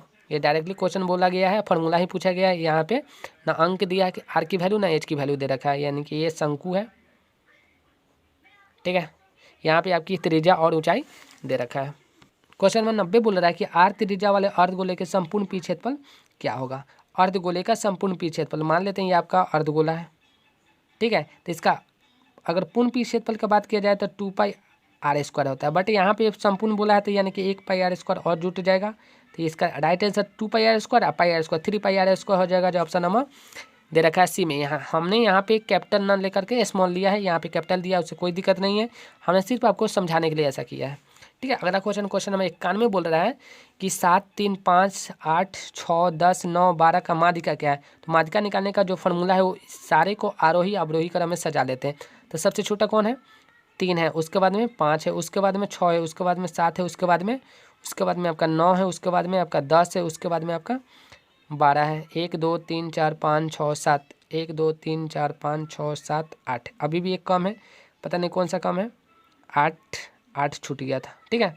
अब देखिए ध्यान दीजिएगा, यहाँ पे जो है आपका 2 इधर से गैप किए, फिर उसके बाद में हमने एक इधर से गैप किया, एक इधर से गैप किया, तो बचा बीच में 2, यानी कि 8 और 7 जोड़ेंगे तो कितना 15, 15 में 2 से भाग कीजिए 7.5 आएगा, जो ऑप्शन नंबर सी में दे रखा है। बट यहाँ पे करना क्या है ना, आपको बस आरोही अवरोही क्रम में सजा करके माध्यिका को निकाल सकते हैं, एक नंबर कोई नहीं छीन सकता है आपका, ठीक है। अगला क्वेश्चन नंबर 92 बोल रहा है प्रथम 10 सम प्राकृतिक संख्याओं का माध्य क्या होगा। हमसे बोला देखिए प्रथम 10 सम संख्याओं का माध्य मान लेते हैं 2 4 6 8 10 12 14 16 18 और 20, देख लेते हैं 10 है कि नहीं, 1 2 3 4 5 6 7 8 9 10 हो गया, बटा में कितना करना है 10 करना है, ठीक है। तो यहाँ पे क्या कीजिएगा, सारे को जब जोड़िएगा तो सब जो सारे को जोड़ा जाता है तो 110 आएगा, ठीक है। बटा में कितना करना है 10, जब इसको भाग कीजिएगा तो 11। अब बताइए यहाँ पे इतने सारे को जोड़ना पॉसिबल है क्या, नहीं ना। तो n सम संख्याओं का जो होता है आपका माध्य वो होता है n+1, ठीक है, n+1। इस चीज़ को आप लोग याद रखिएगा। तो 10 है आपका सम और एक इसमें जोड़ दीजिए तो 11 हो जाएगा, ऑप्शन बी में आपका राइट आंसर। क्वेश्चन नंबर 93 बोल रहा है कि 37 और 45 का समांतर माध्य क्या हो गया, यानी कि AM बोला है हमसे अर्थमेटिक मीन। तो दोनों को जोड़िए, 37 और 45 को जब जोड़िएगा तो 8 4 3 7, अब बटा में क्या करना है 2, जब काटेंगे तो 3 और 9 39 आएगा, जो ऑप्शन नंबर सॉरी हमने कुछ गलत किया क्या, हाँ हमने गलत जोड़ दिया। 7 5 कितना होता है 12 होता है, ठीक ना। 4 3 7 1 8, बटा में कितना है 2, काटेंगे तो ये 41 आएगा ना कि 39 आएगा, ठीक है। मिस्टेक हो सकता है, कैलकुलेशन ही है, ठीक है। अगला क्वेश्चन नंबर 94 बोल रहा है कि किसी ब्रह्मवर्ता सारणी का माध्य 28 से बहुलक 16 है, तो इसकी माध्यिका क्या होगी। देखिए तो बहुलक का फॉर्मूला है 3 माध्यक माइनस में 2 माध्यक, 3 माध्यक बड़ा माइनस में 2 माध्य, तो 2 माध्य यानी कि 2 से जब करेंगे तो ये 56, इधर कितना दे रखा है 16, बराबर में क्या है आपका ठीक है। तो जब 16 और 56 को जोड़ेंगे तो आपका आ जाएगा आंसर, ये आएगा आपका 62 और 10 72, और ये 3 जो है गुना में आ गया भाग में, तो इधर बचा सिर्फ आपका माध्यक। जब 72 में 3 से भाग कीजिएगा तो 2 और 4 यानी कि 24 आएगा, जो ऑप्शन नंबर सी में दे रखा है। अगला क्वेश्चन है क्वेश्चन नंबर 95, बहुत ही शानदार क्वेश्चन है। यहाँ से आपका 3 नंबर का क्वेश्चन एकदम 100% 3 मरते पूछता है क्वेश्चन, ठीक है। निम्नलिखित में कौन केंद्रीय प्रवृत्ति का माप नहीं है? देखिए माध्य, माध्यक, माध्य और बहुलक, ये तीनों जो है आपका केंद्रीय प्रवृत्ति है। तो देख लेते हैं कौन कौन, ये आपका है, ये आपका है, ये आपका है, ये नहीं है। तो इसलिए आपका आंसर जो है राइट आंसर ये हो जाएगा, क्योंकि नहीं, बाकी तीनों तो है बट ये नहीं है, ठीक है। तो 3 क्वेश्चन आप लोग याद कर लीजिएगा। क्वेश्चन नंबर 96 को देखेंगे, 97 को देखेंगे। हमसे बोल रहा है कि बहुलक क्या है? देखिए बहुलक का मतलब होता है सबसे बार बार, तो ये 9 जो है 3 मरते आया, इसलिए आपका आंसर हो जाएगा ऑप्शन नंबर सी, ठीक है ना। बार बार आने वाले को बहुलक बोलते हैं। अगला क्वेश्चन है क्वेश्चन नंबर 97 बोल रहा है किसी घटना की प्रकृति का अधिकतम मान क्या हो सकता है? 0 और 1 के बीच में ही आंसर आता है। तो न्यूनतम मान 0 और अधिकतम मान 1 होता है। देखिए ऑप्शन नंबर सी में दे रखा है, 2 पे टिक कभी नहीं लगेगा, ठीक है ना। अधिकतम मान 1 होता है, न्यूनतम मान 0 होता है, ठीक है ना।